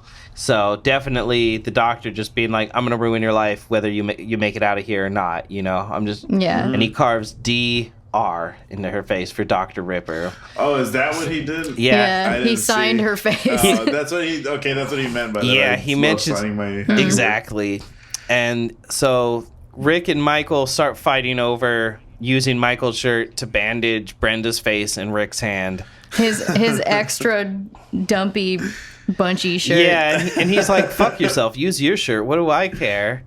And they like keep not threatening him, but just yelling at him and telling him he's a dick. So he takes his shirt off. They rip the sleeves off. They use one to bandage Rick's hand. The other one, Brenda just kind of dabs at her face. Because, like, honestly, what are you going to fucking do? What are you going to... You can't bandage a face like that, you know? Yeah, that needs stitches for sure. Yeah. Yeah, and this is around this time, like, Megan has sort of grown a pair. She's sort of, like, making the decisions in the group at this point. She's like, take your shirt, give it to her. Interesting. So, Megan has seen some shit, and she's come to terms with... Got her big girl pants on. Exactly. Yeah, and then she's lost several shirts. She knows what it's like. Yeah, and then the rest of Michael's shirt goes on Brenda so that she's clothed. So without the sleeves. And then another door opens up. That's pretty much how every scene in this movie moves on to another one. After they're done with all this shit, a hatch opens up and they can move on. And Michael gets all excited. He's like, "Oh my God, I know where we're going. I know where this leads." And he takes them and they end up on this little like 4-foot wide bridge over just protruding like 2-foot tall spikes. And he's like... Which is interesting because they never went up any stairs. Yeah, I pegged that as well. They just got... fascinating. That's like a little... plot hole. Yeah, whatever. Who cares? They're teleporting for sure. Yeah. In several parts of this film. You know what this reminds me of? It reminds me of that one map from Mortal Kombat with the spikes in the air where you can like throw them off. That's literally what this reminds me of. It's either called the bridge or the pit. Yeah. But yeah, it's like the Bridge of Death or something. Yeah, that's what in slashers it's called the Bridge of Death. That's what he tells them. In Mortal Kombat, I think it's called the pit. Though, it's like the pit. Yeah, it might be. Yeah, because there's the pit Nice. and then the pit 2. But that's the one where if you don't know fatalities, you can just uppercut someone at the end and then they fall onto the spikes. It's so fucking fun. Yeah, which they do. They do indeed. They do. So he's all stoked and he's like, "This is the bridge of death." And then the door behind them closes and locks. Oh my god. That was a really good impression of his. And they're all like, "You're a big asshole, dude. Why would you do this to us?" And then You massive asshole. And then Charlie comes out the other side and starts, spooking them and let them know that he's gonna fuck them up. And Rick's, yelling in his face. And then the commercial break hits. I love that Charlie is sort of like, I might let some of you live for a little while, especially the ladies. he says, if y'all are real nice to me, I might even make it painless. So good. So fucked man. up. Oh, man. He's so good at being So creepy, but good. at the same time charming. Absolutely. I just get excited whenever he turns up. I'm like, oh boy, here we go. Yeah, he steals the movie early on. Yeah. 1,000%. So during the commercial, Charlie and Rick are still like going at it, and Rick just starts telling him like, "I don't give a fuck, bro. I'm gonna take you down. We're both gonna die. Like there's nothing you can do to stop me. I'm gonna kill you, you little redneck piece of shit, whatever." And Charlie, in that moment, he shat himself. Yes, absolutely. He like takes a step back, and then I can't remember if he touches the earpiece. I think they start saying something to him, and he's like, "Stay in position, my ass. You heard this dude. He's fucking serious." Yeah, hell, I'll stay in position. It's a really weird moment because Rick is not at all convincingly like nothing that he says I believe when he's like, I'm gonna kill you either way. But Charlie's really good at being thrown by it, and he's like, oh nope, this is not worth it. Yeah, totally. So totally, it's really interesting to watch like a good actor play off of someone who's not delivering. Yeah. Anyway. Yeah, this scene is the highlight of Rick's career, and it's because Charlie's in it. You know? Yeah, kind of. Like, he puts this on his reel, and they're like, "Do you have that guy's number?" Yeah. But I think part of it, too, is, like, they're not even used to people, like, fighting back at any degree. Like, all we see is people running. So for him to look at the chainsaw and be like, "You're obviously going to put that through me, but I'm gonna have enough time and focus and adrenaline to push you off this fucking bridge, bro. So you want to gamble." And it's like, they're just not used to it in any degree, even from like big tough guys. Yeah. Once they start chainsawing them apart, I think in it like immediately, now that I'm putting it in those terms, it reminds me of Natural Born Killers, the Bodybuilder Brothers. Fuck yeah! Like that whole like. It doesn't matter how big you are, I have a chainsaw. Absolutely. You know? Like, yeah, exactly. Yeah. I can't wait to do Natural Born Killers. Yeah. Oh man. That's a must. A must. So 6 out of 6 for Natural Born Killers. I have a tattoo on my neck. I have to. So guys, 3 6s for NBK, 3 6s for Mickey and Mallory. Absolutely. Okay, all right. Oh yeah. Absolutely. I named my cat Mallory. It's just we have to do the fucking movie. We'll do it for Juliet. Absolutely. Love her. So during all of this, he breaks character entirely. He is just speaking sans accent. He's just like, "There's no fucking way. This dude's serious. I don't want to do this." And he tries to leave, and they shock him. And so Charlie gets, even more like frustrated, and he's like, "All right, listen. You can pass. I'm gonna kill them. That's the best I can do for you. Do you have kids? I have a wife and kids at home. Like, this is just my job. This is just a paycheck. I'm doing it to support my family." It's like, think about them. And Megan's like, "What the fuck?" Yeah. And everyone's like, "Shut up, Megan." and shut up, Meg. And and Rick gets all this is actually he approaches good acting when he's like "Do you have kids? Do you have a family?" And Rick's like, "I do." And he starts to get like kind of his voice breaking. Approaches. And he's like, "Think about them. Think about your kids, man. Like, you got to get out of here and take care of them, right? I do. You're right. I do. And so the commercial break ends, and he's like, okay, now you go ahead real slow. Get on past me. I'll be seeing you later. Yes, I will. And as soon as he turns his back, Rick jumps on him, but Charlie still turns around and puts the chainsaw through him. Yeah, and they both just end up going through the like plywood banister into the spikes below. And Charlie gets the spike through the center of his face, which is extra brutal. Oh, I didn't see that. Yeah, when they like Hideo like looks over the edge at them for a second, and you can see one is like just right through his nose, like so up cool. into the air. But yeah, you can tell, kind of similar to the Preacher Man thing. You could tell that the performance from Rick is meant to be, you know, he wants Charlie to think that he's sad at the idea of him not being able to be there for his kids, and like, you're right, you're so right, but in reality, like, he is sad because he knows the only choice he has is to sacrifice himself for these other people. So like the sadness from the character is genuine, but it's still a misdirect, and it's cool. It's layered. I really enjoy that. Absolutely. Yeah. Yeah, it's one of the deeper moments of the movie. There's it's like my favorite. Some bargaining going on. Absolutely, that was my favorite moment. I was like, this is the most interesting scene in this entire movie. I could feel it as I was watching. The way he pleads. And the whole time, Michael's a total pervert about it. Yeah, he's such a fucking weirdo. He's just like in the back, and then afterwards he's like, "Did you see that? Hard. That was so cool! Oh my god!" Like he's stoked. And the girls are horrified. Yeah. It's so fucking strange.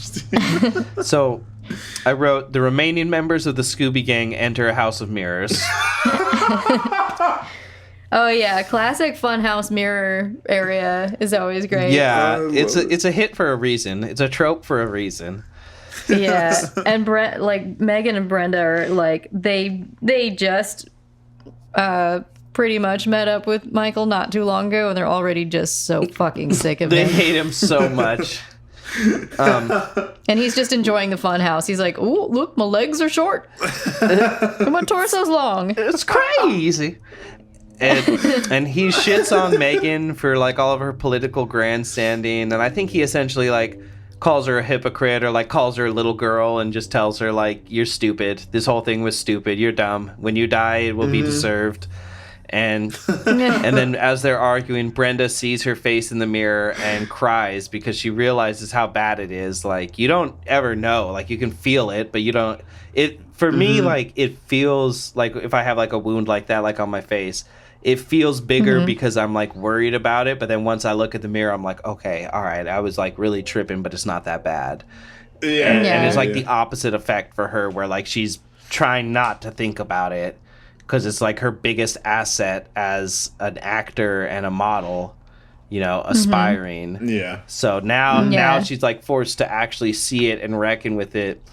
And you get the sense that, because when they introduce her at the beginning, she's sort of like, she lights up when she knows the camera's pointing at her, and then when it's not, she's sort of just like lost in thought. She like powers down. So she's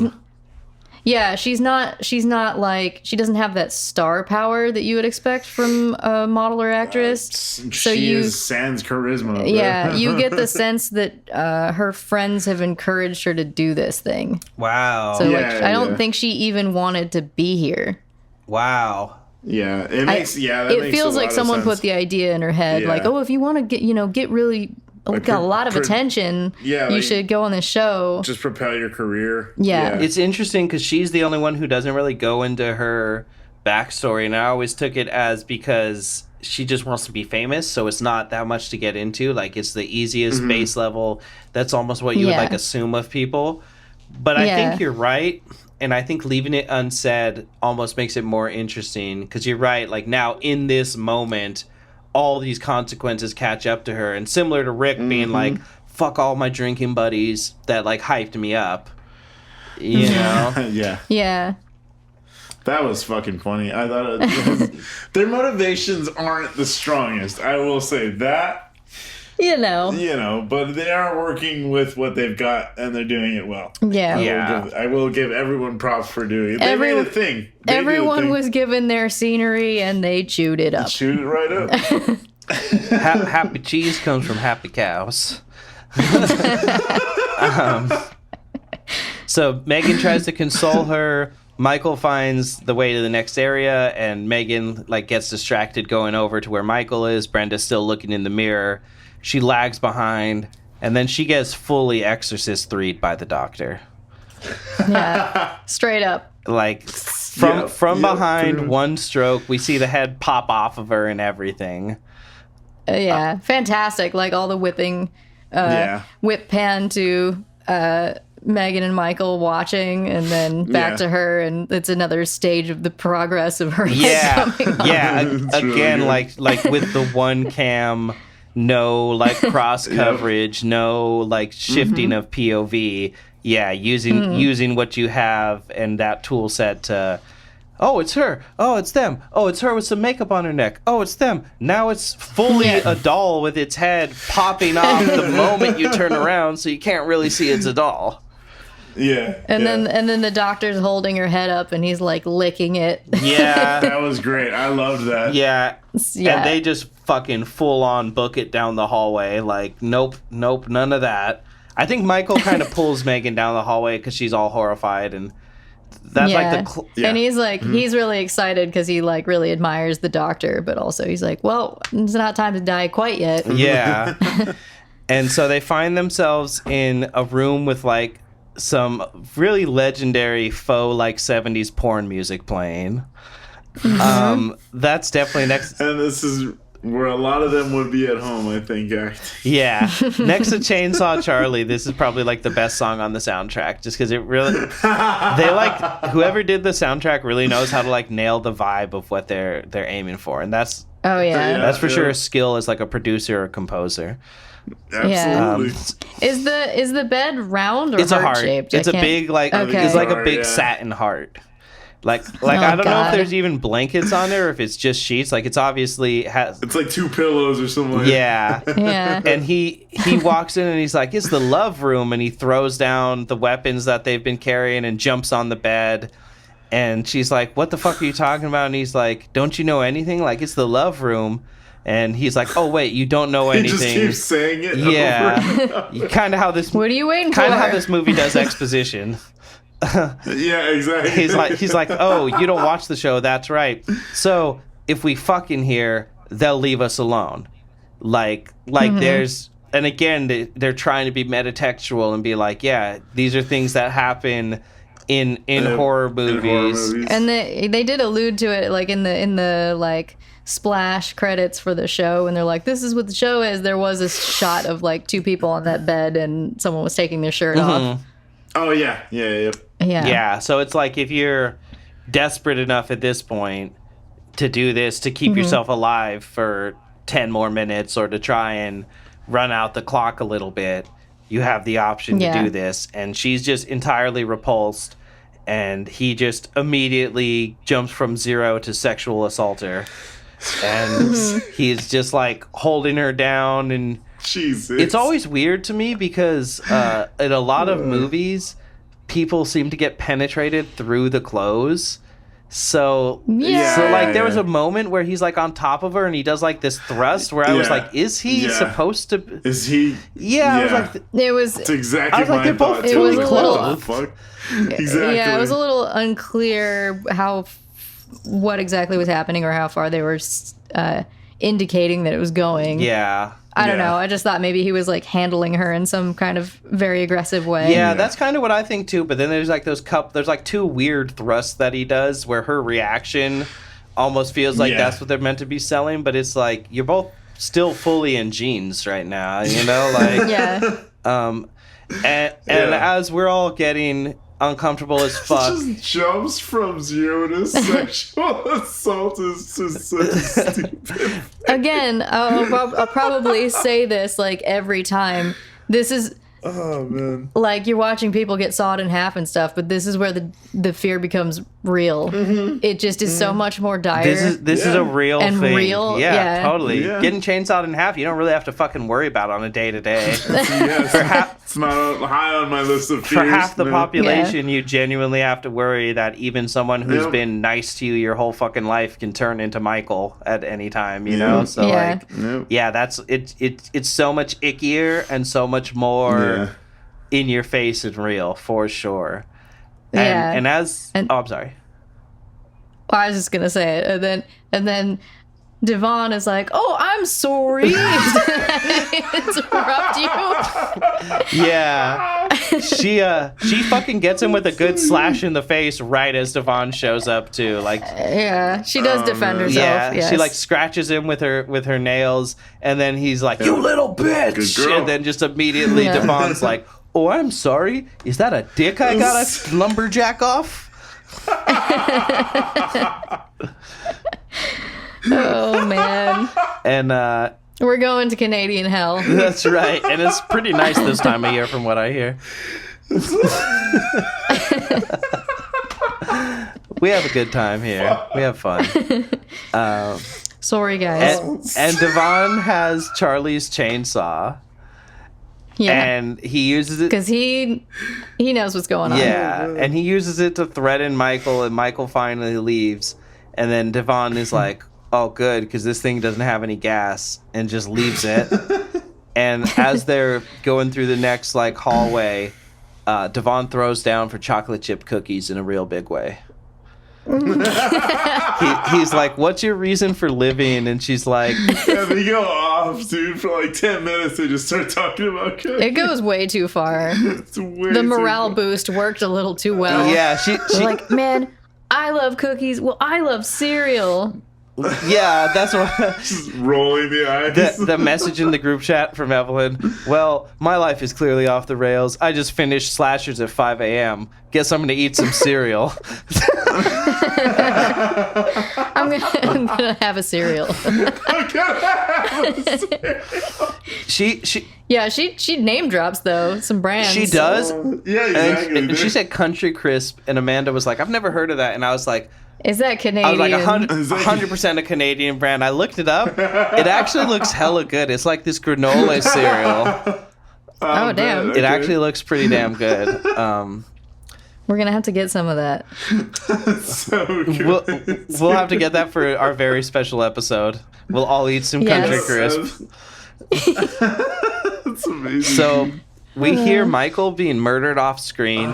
We hear him like screaming, like, "No, no!" And you know, And no one cared. yeah, they were like, "Good." Because yeah, Good. fuck them. Fuck him. And then yet another secret door. It's got to be like one of the last 3 secret doors that we're gonna see. Yeah, it really is Scooby Doo.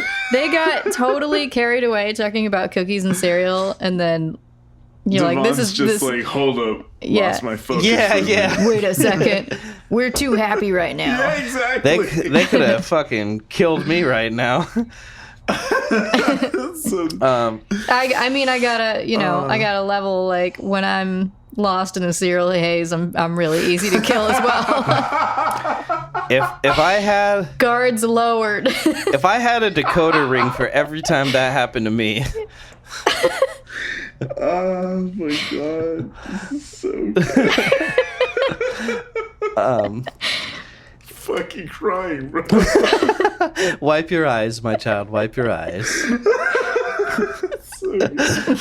So the door opens, and Devon just immediately goes in, and it closes behind him, and like closes Megan out of the room. And the cameraman goes with Yeah, him. Hideo goes in with him.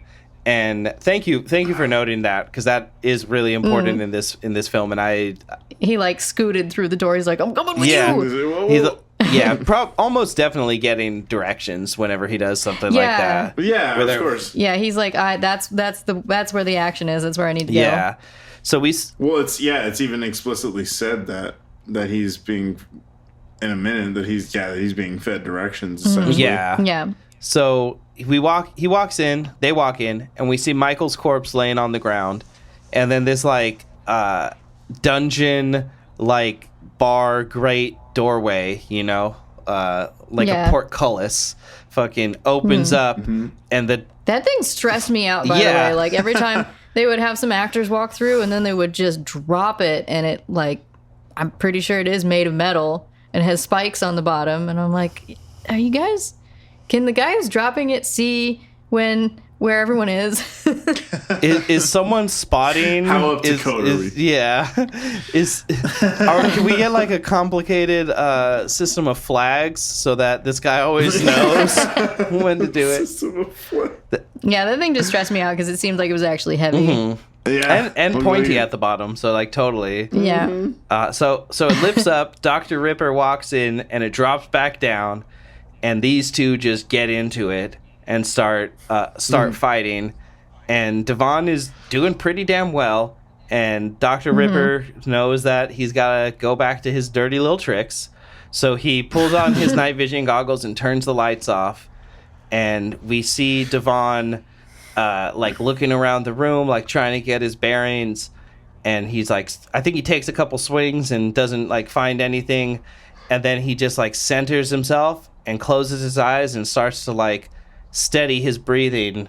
And we see the scissors come around his neck, and as it's about to snap close, he just ducks down, and they cut. So he proving that he knows like the exact way that Dr. Ripper does this exact thing, and then flips around behind him and shoves a piece of wood into his ear. So Preacher Man gets it through the eye, Charlie gets it through the nose, and the doctor gets it through the ear. We're all about those ear stabbings in this show. Yeah. Teton, baby. That's such a brutal fucking way to die, dude. Yeah, it is, dude. Yeah. Yeah. It really is. Jesus, like the pain I feel when I have to pop my ears. I can't imagine having a jagged anything. Man, when I get a Q-tip up in that bitch, like too far. Yeah. Not good. So that just seemed fucking horrific. And the lights come on, and Devon's like, cool, I killed the last killer. And then suddenly Michael jumps up behind him and stabs him in the fucking spine with another one of the little like table legs or whatever they have. And it's so brutal because it clearly punctures one of his lungs too, because as Michael's stealing the doctor's earpiece and taking his like weapons and giving his backstory that he's also a serial killer, the Bible doll killer. Yeah. And he's killed 26. At this point, I was just like, get the fuck out of here. But as he's doing all of this, Devon tries to call out to Megan on the other side of the door, and he sells so well. Like, he's like, Megan! And it's so, like, hoarse and whispery. And you can tell, you're like, oh, yeah, this dude's lungs are deflating right now. Like, his lungs are filling up with blood. Yeah. And, yeah, I thought that was actually pretty awesome, that little piece of his. Yeah. It's a really good addition into this, like, just a fucked up little detail to have. Yeah. And then when the door... It's pretty convincing death. Oh, and then he also... He cuts his throat with the scalpel. That's right.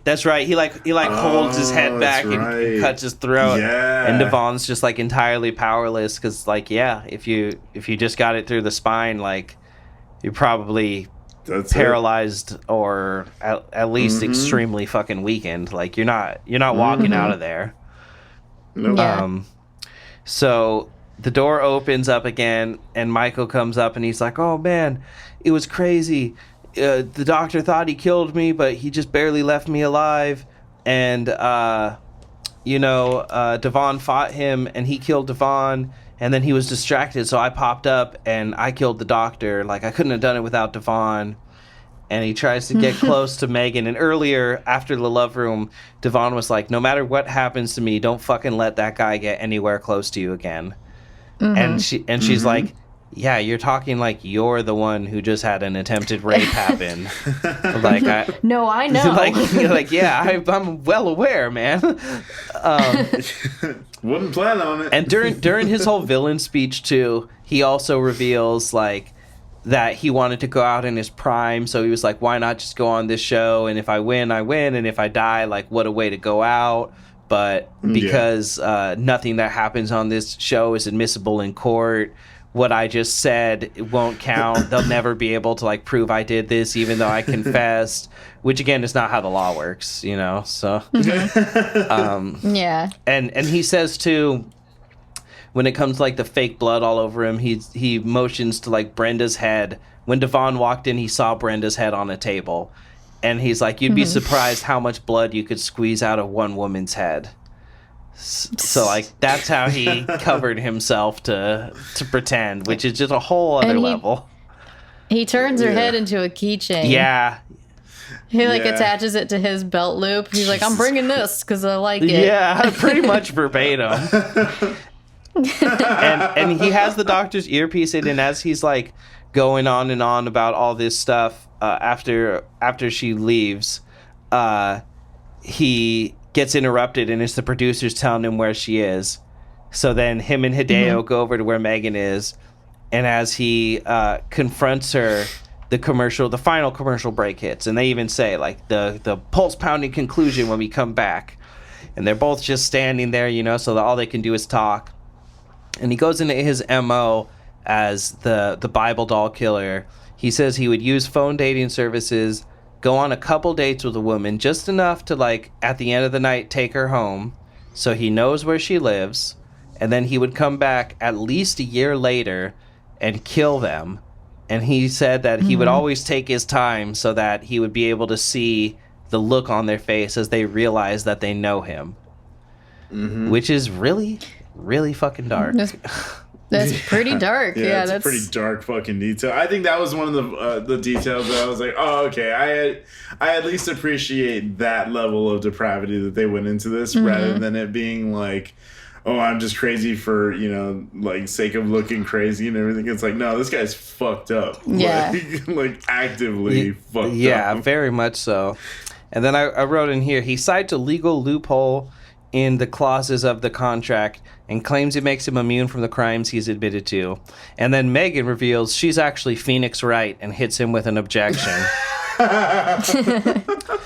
When the break ends and Michael lunges for Megan, she runs away, and Hideo moves into Michael's way, causing him to get attacked by Michael so that Michael gets shocked by his collar.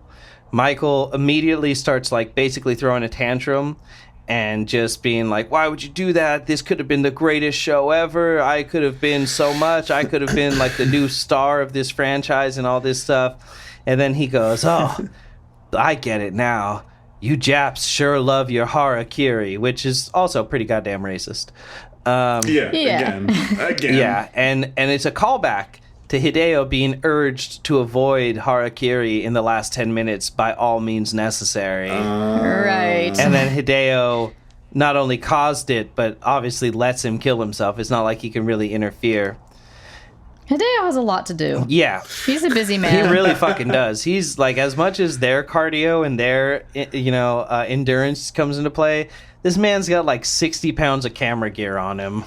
I can attest, a Steadicam is just so much stuff to have on your body. Yeah, so. Yeah, you gotta have a strong core for that work. Because you have to have like the counterweights shit. too, like on your back, right? Yes. To actually keep it steady. Jesus. Yeah, it's a lot, dude. It's like a hiking backpack, but also with like maybe shorter now because camera technology is getting smaller and smaller. Yeah. But this dude definitely had like a 2-foot camera protruding from his chest. For sure. I should point out, like, I assume we never see Hideo. I assume whatever rig he's got is probably something more aligned with like a game show setup. But the fact of the matter is, like, the way they shot this was probably a Steadicam. Yeah.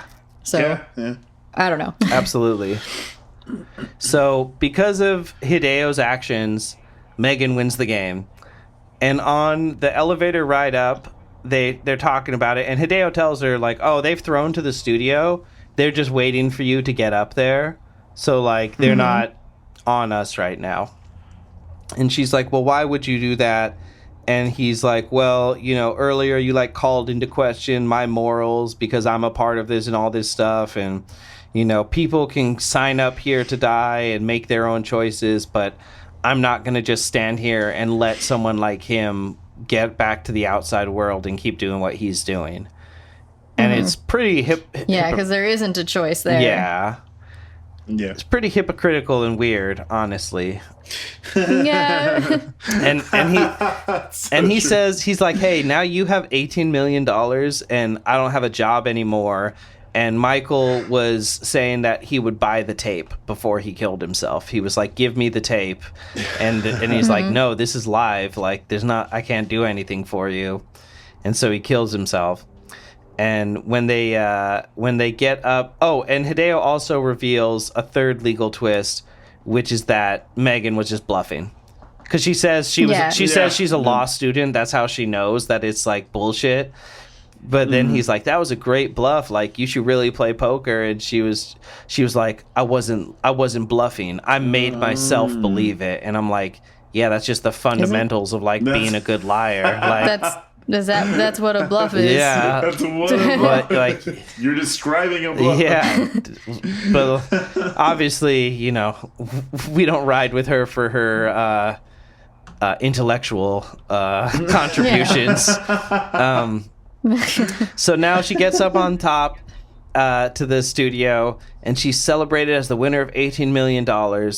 And everyone's like so happy around her, and she's so traumatized and horrified. And she announces that she's going to fight them with every cent. But then she goes, no, that's what you would want. I'm not going to do that. And then she's like, hey, Hideo, I'll pay you. And then the movie ends, and it's just kind of like, so what was that even implying? Because I thought it was just me that was confused. No. I pulled it back to see, because when he's like, you have a bunch of money and I don't have a job, he doesn't like ask her for money for something. He doesn't like say like, I would do this or I would do that, or we can whistle blow on this show together. He's just like, you're really rich and I don't have any money, and I did just save your life. Yeah.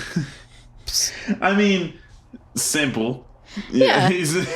Why complicate it? Yeah, it just seemed like it was like, what is she implying? Yeah, that was super confused on that. Like, because I was waiting to see either she, use the money to like shut this thing down, or she'd be corrupted and be like, oh, it is great to win this amount of money, I'm just gonna go live happily now. But she landed somewhere in between, and I wasn't clear on what the goal was. I don't even know if she's in between. She's way off that map. Yeah. She's like, no, I'm just gonna keep the money and be angry. Yeah, she was like, I'm not gonna fight you because that's what you would want. And it's like what? So you're gonna do nothing? Yeah, it was kind of I think at the time, especially at the time, early 2000s, 2001, like, it was just in vogue to have like a mysterious, could be a potential sequel franchise setup ending, but they didn't really know where they were going. Like, it feels like the natural evolution. I don't know if y'all have ever seen Battle Royale 2. No. So Battle Royale 2 is an island where all the survivors of previous games are like holding up and creating like a rebellion against the Japanese government. So that's fair. So cool. The new game is that they're sent in as a strike unit, but they're sent in 2-person groups, and they're just given like adequate weapons and like military equipment and shit. But the whole thing is they're just like, well, if these kids want to fight a war, we're just going to make them fight other kids. Oh God. So like, it feels like that's sort of the direction they would maybe go in the next movie, of like other survivors, other families of victims that try to come in to do something, and then they just kill the serial killers, and then they start like, they kill Miho or something, and then it just continues to be televised. Yeah, it just turns into like this fucking chaos. Like, that's kind of what I would see for a sequel. Yeah. I should cool. note that I'm sure you also looked at the wiki, or maybe it was IMDb. One of the only things you can find about this movie is that the director has stated that there will be no sequel due to legal reasons. That's so funny. which kind of felt like a meta joke due to like they were talking about the legal loophole in the show, and was like, is that a joke or is he what happened? Did he just get sued out of existence? For what? I want to know so bad. That's so funny. I do too. Hopefully we'll be able to find out. Yeah.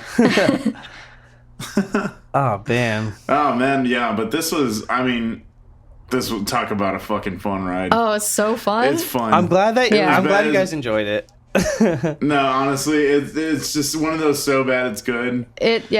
Like that's the realm we were working in, and like even going in from the trailer when I saw it, I was just like, okay, I know what type of movie I need to mentally prepare for, and it exceeded my expectations. So absolutely, I had like a little bit of when I was watching. After like 15 minutes, I was like, oh man, I hope they don't like think lesser of my opinions after this movie.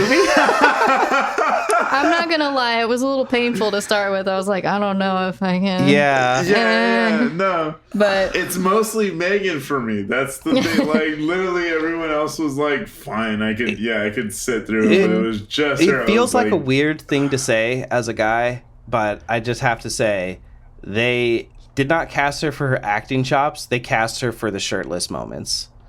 You know, probably, and like perhaps so. Probably. It's just weird. You just feel like that was like what the casting decisions was around, was like, you know, these especially are during that time, these are going to be the ones we show in the movie, you know, and it's just exactly, you know, maybe if you weren't as preoccupied with that, you could have got like better actors, you know.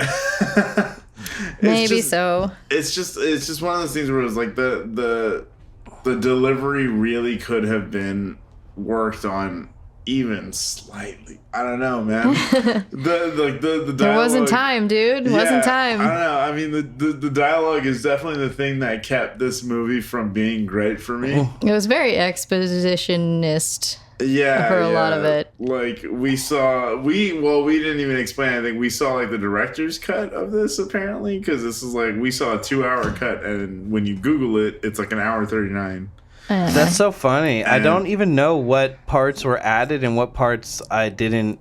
It had to have been the exposition between their stories. Like, it had to have been. I was like, this is going on just for a little less dialogue here and there. Too long. Well, I know a lot of that was in there. Maybe Rick's wasn't in the original cut, because I know Devon's, Rebecca's, Michael's, and obviously Megan's are all very central. So I feel like maybe the one with Rick about the dare I might not have totally recalled. But then that's also like central to the conversation that moves the plot forward from that room. So I'm really not sure. Right. And if I were a more insane man, I'd maybe compare the two cuts, but I don't want to live. I don't want to live that.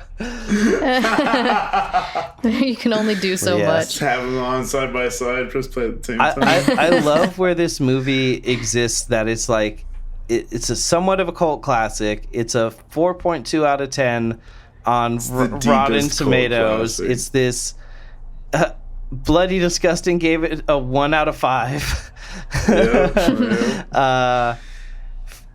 It's like weirdly loved by few and seen by none. Yeah, totally. It's like one of those things. But it definitely leaves an impression.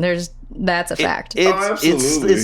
It's like obscure enough that you cannot rent it anywhere, and it's very difficult to like track down, but it's loved and like cult classic enough that if you look for it on Amazon, you can find it, but it's $150 for the DVD.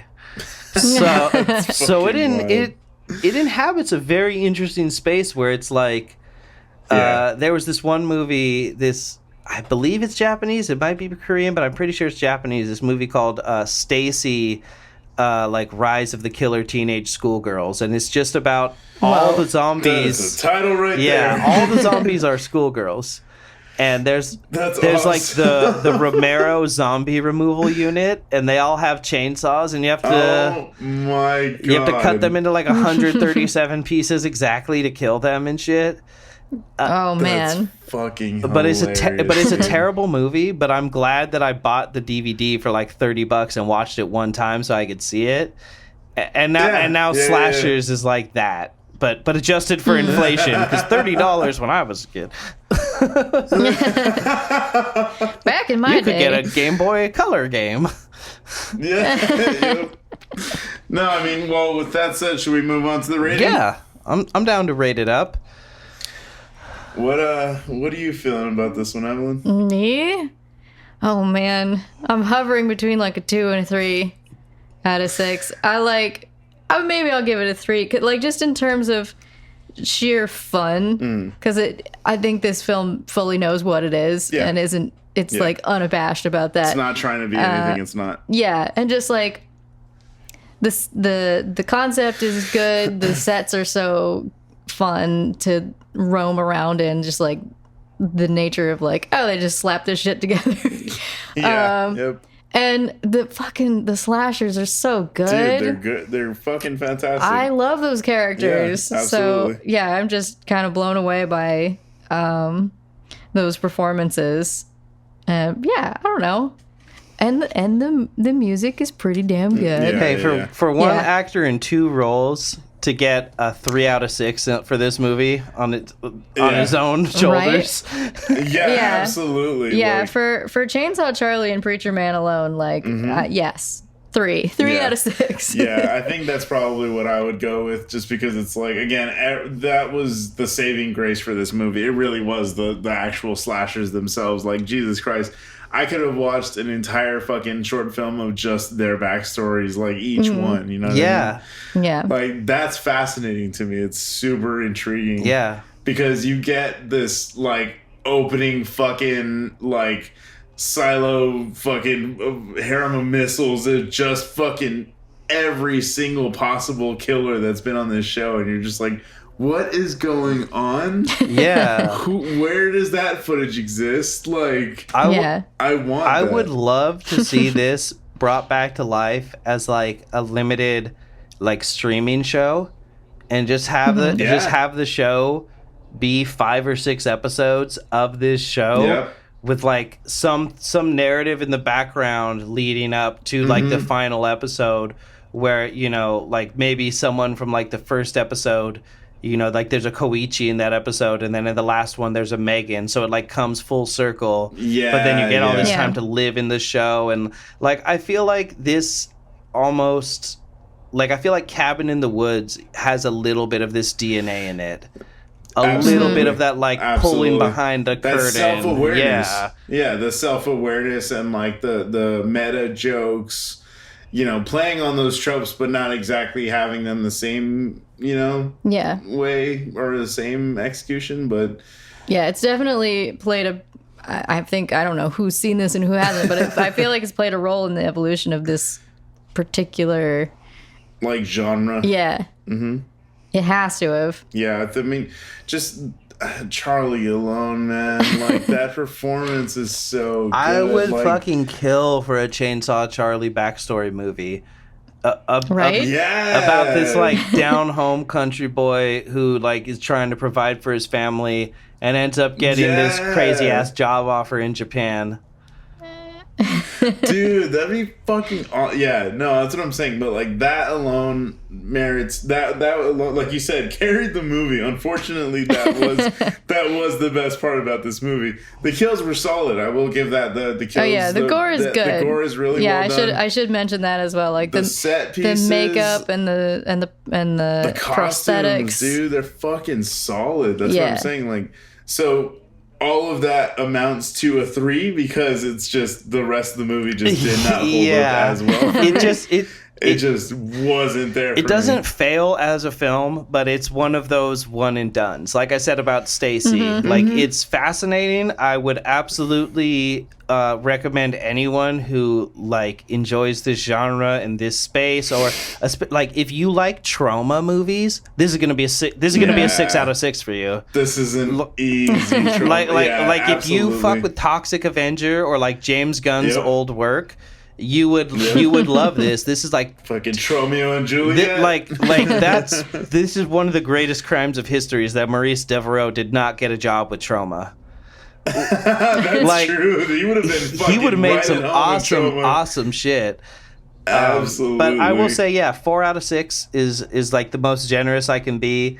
I have like that childhood Fair. link to it. It's very close and important to me. I probably would watch it again only to show like the right people, which is kind of why I watched it this time after like 10, 12 years. Yeah. We're honored. Yeah, thank you. I'm glad you guys enjoyed it. No, we did. Before we get into the question of the day, Evelyn, please tell our viewers the revelation you had while you were watching the credits. Well, we gotta do this. Yeah. Okay, so I, like you guys, is blown away by Chainsaw Charlie. And Preacher Man also, played by the same guy. And I didn't know that because they were different enough. And I assumed it was 3 actors roaming around. Yep. Same here. Yeah, and I was sitting through the credits at 5 a.m. No comment. Don't at me. I don't want to hear it. And I see in the credits that Chainsaw Charlie and Preacher Man are played by Neil Napier, who I wouldn't say I know him, but I have met him and watched some of his work, and I was like, holy shit, I know that guy. What the fuck? Such a small world, bro. It's insane, because this is a Canadian film. Like, I live in Los Angeles, but he and his partner moved here a few years back now, and I happened to meet them at this filmmakers gathering, and I saw a film that they'd made at the time, and I was just like, what the fuck? So yeah. So wild, man. Such a small world. And we never would have learned about this movie if it weren't for this show, and if it weren't for Skeptic bringing this to our attention. That's so I wild. just love... This is such an amazing... Such a fucking small I love the way dude. coincidences just like swirl into conspiracies, you know? So I might be telling tales out of school, but I just want to build a little hype. We all got all our fingers crossed here. Before the show, Evelyn shot a little message to Mr. Napier, letting him know that we were covering this film. So hopefully he's excited to know that someone dragged up the acting equivalent of baby pictures. Right. It is, in fact, like... That's so good. Aside from how shocking this is, looking back at his IMDb, and he's done a number of really impressive things. Dude, he's been everywhere. He's so he's in a lot of crazy. stuff. He's done a lot of shows. He's in 300. He's voiced characters for Assassin's Wild, Creed, dude. as has his wife, which is so cool that they're both Fucking deep insane, in this. dude. And He's a good-looking man too. I just pulled up his IMDb. He is, yeah. That's what I'm saying. Yeah. You He has. You were saying he's like nearly 50 now. You mentioned that he's still built, and the man is still built. He's in Absolutely. shape, No, yeah, and boy. he does action roles, like he stunts. Yeah, he's very skilled. He's got drama acting chops, like very impressive. He guy. has several credits from 2020. So yeah, he's got Still busy. stuff coming down Still the busy. pike. Yeah. So we're gonna. So we love you, Neil. Yeah, we're big fans. Huge fans. Yeah, I was gonna say, like, the weird thing is, like, looking back at his IMDb, Slashers was his first film. That's so fucking crazy, dude. So that's where it all that started. It doesn't fucking make sense to me, because he sounds like a seasoned fucking actor. And he was at that 31 when he did that role. It's so, like the Absolutely equivalent amazing. of the first song either of us wrote, Sideshow, where it's like, Yep, where you're like, yep. hey, I know that I didn't just do the best thing ever, but I know that this is to me. I did know something. that this activity to me is the best thing ever. Like Absolutely. now I know that this is what I want to do. 1000%. Yep. So Yeah. here we're just putting it out there in the universe that we love. Yeah. Yeah. Hopefully we get the And- chance to sit down and talk about some of his other movies, or maybe have him suggest a movie. Either way, You. Would love to sit down and talk to either that way, man. I can Absolutely. guarantee this is going to be another in-person episode, and I will be making a $150 purchase on Amazon. we're gonna hopefully make some dreams come true. That's right. My sister's going to lose her shit when I tell her about all this. Dude, that's so fucking funny, man. But yeah, anyway, so what's your question for this So my week? question for this week is, what is your least favorite cereal? Oh my god, That's a good that's so good. Oh shit. It's just so dumb. I love it. I'm just diving right in. Like Cocoa Puffs, that's got to be like balls of chocolate, Really? like powder. Just no way. Chocolate Alright, is that's not cereal. That just doesn't make sense. I used But it goes into chocolate milk. I used to kind of rock with Cocoa Puffs, but I think my adult brain is with Evelyn on that one. I don't know, man. I haven't had them in years, but I don't know. It's not a grain. It's not a grain. It's supposed to be It's grains. not a grain. I stand by How this. do you explain Lucky Charms? And that's just Oh, well, that makes no sense either, but at least That's- it's like that's flipping. sweet. That's just putting a middle finger in the face of God. That's so funny. What about you, Sideshow? Oh man, I don't know. Like I like the ones that people don't like. Like I like the what was the golden crispies or Golden whatever? grams? Or No, not golden grams. They were the ones with the frog on Oh, it. what? smack, You know and I'll what I'm- smack you back. Yeah. Honey smacks? Those Is that are- what they're? Honey smacks or something. Yeah, Oh my yeah. God. Honey smack cereal with the Yeah. frog on it. Yeah, dude. It was like I liked those. No one really liked those. That's like, funny. I could say maybe least favorite, but I'll still eat it. What's the Flintstones, the Fruity Pebbles. Yeah. Okay. It's just it's a lot of activity going on in my bowl, man. Wait, what the fuck am I talking about? Shredded wheat is way worse. Well, yeah. But Evelyn, that is a grain. I know. So which hill are you dying on? Because you gotta pick. I don't know. I just abandoned the other one. Flip flop. I'm sorry. I just forgot about shredded wheat. That's fair. Yeah, that's That just like eating a hay it's an bale. old person cereal. Old people. So yeah, exactly. Old people cereal is a different category. And of Evelyn cereal. knows Yeah. hay bales. She grew up around them. Exactly right. There you Deep, go. deep in the heart of Ohio. The heartland of the heartland. So for me, And I you? would say Cookie Crisps. You lion ass dog motherfucker. They do not taste good. They're just soggy and disgusting. I was so fucking happy to like get them for the first time. And then I was like, this is horrible. I would rather just fucking eat cookies. They're not even good cookies. Like even on their own they don't taste good. Why waste time and joy? Yeah. Why? Yes. They call them Cookie Crisps. I call it a crock of shit.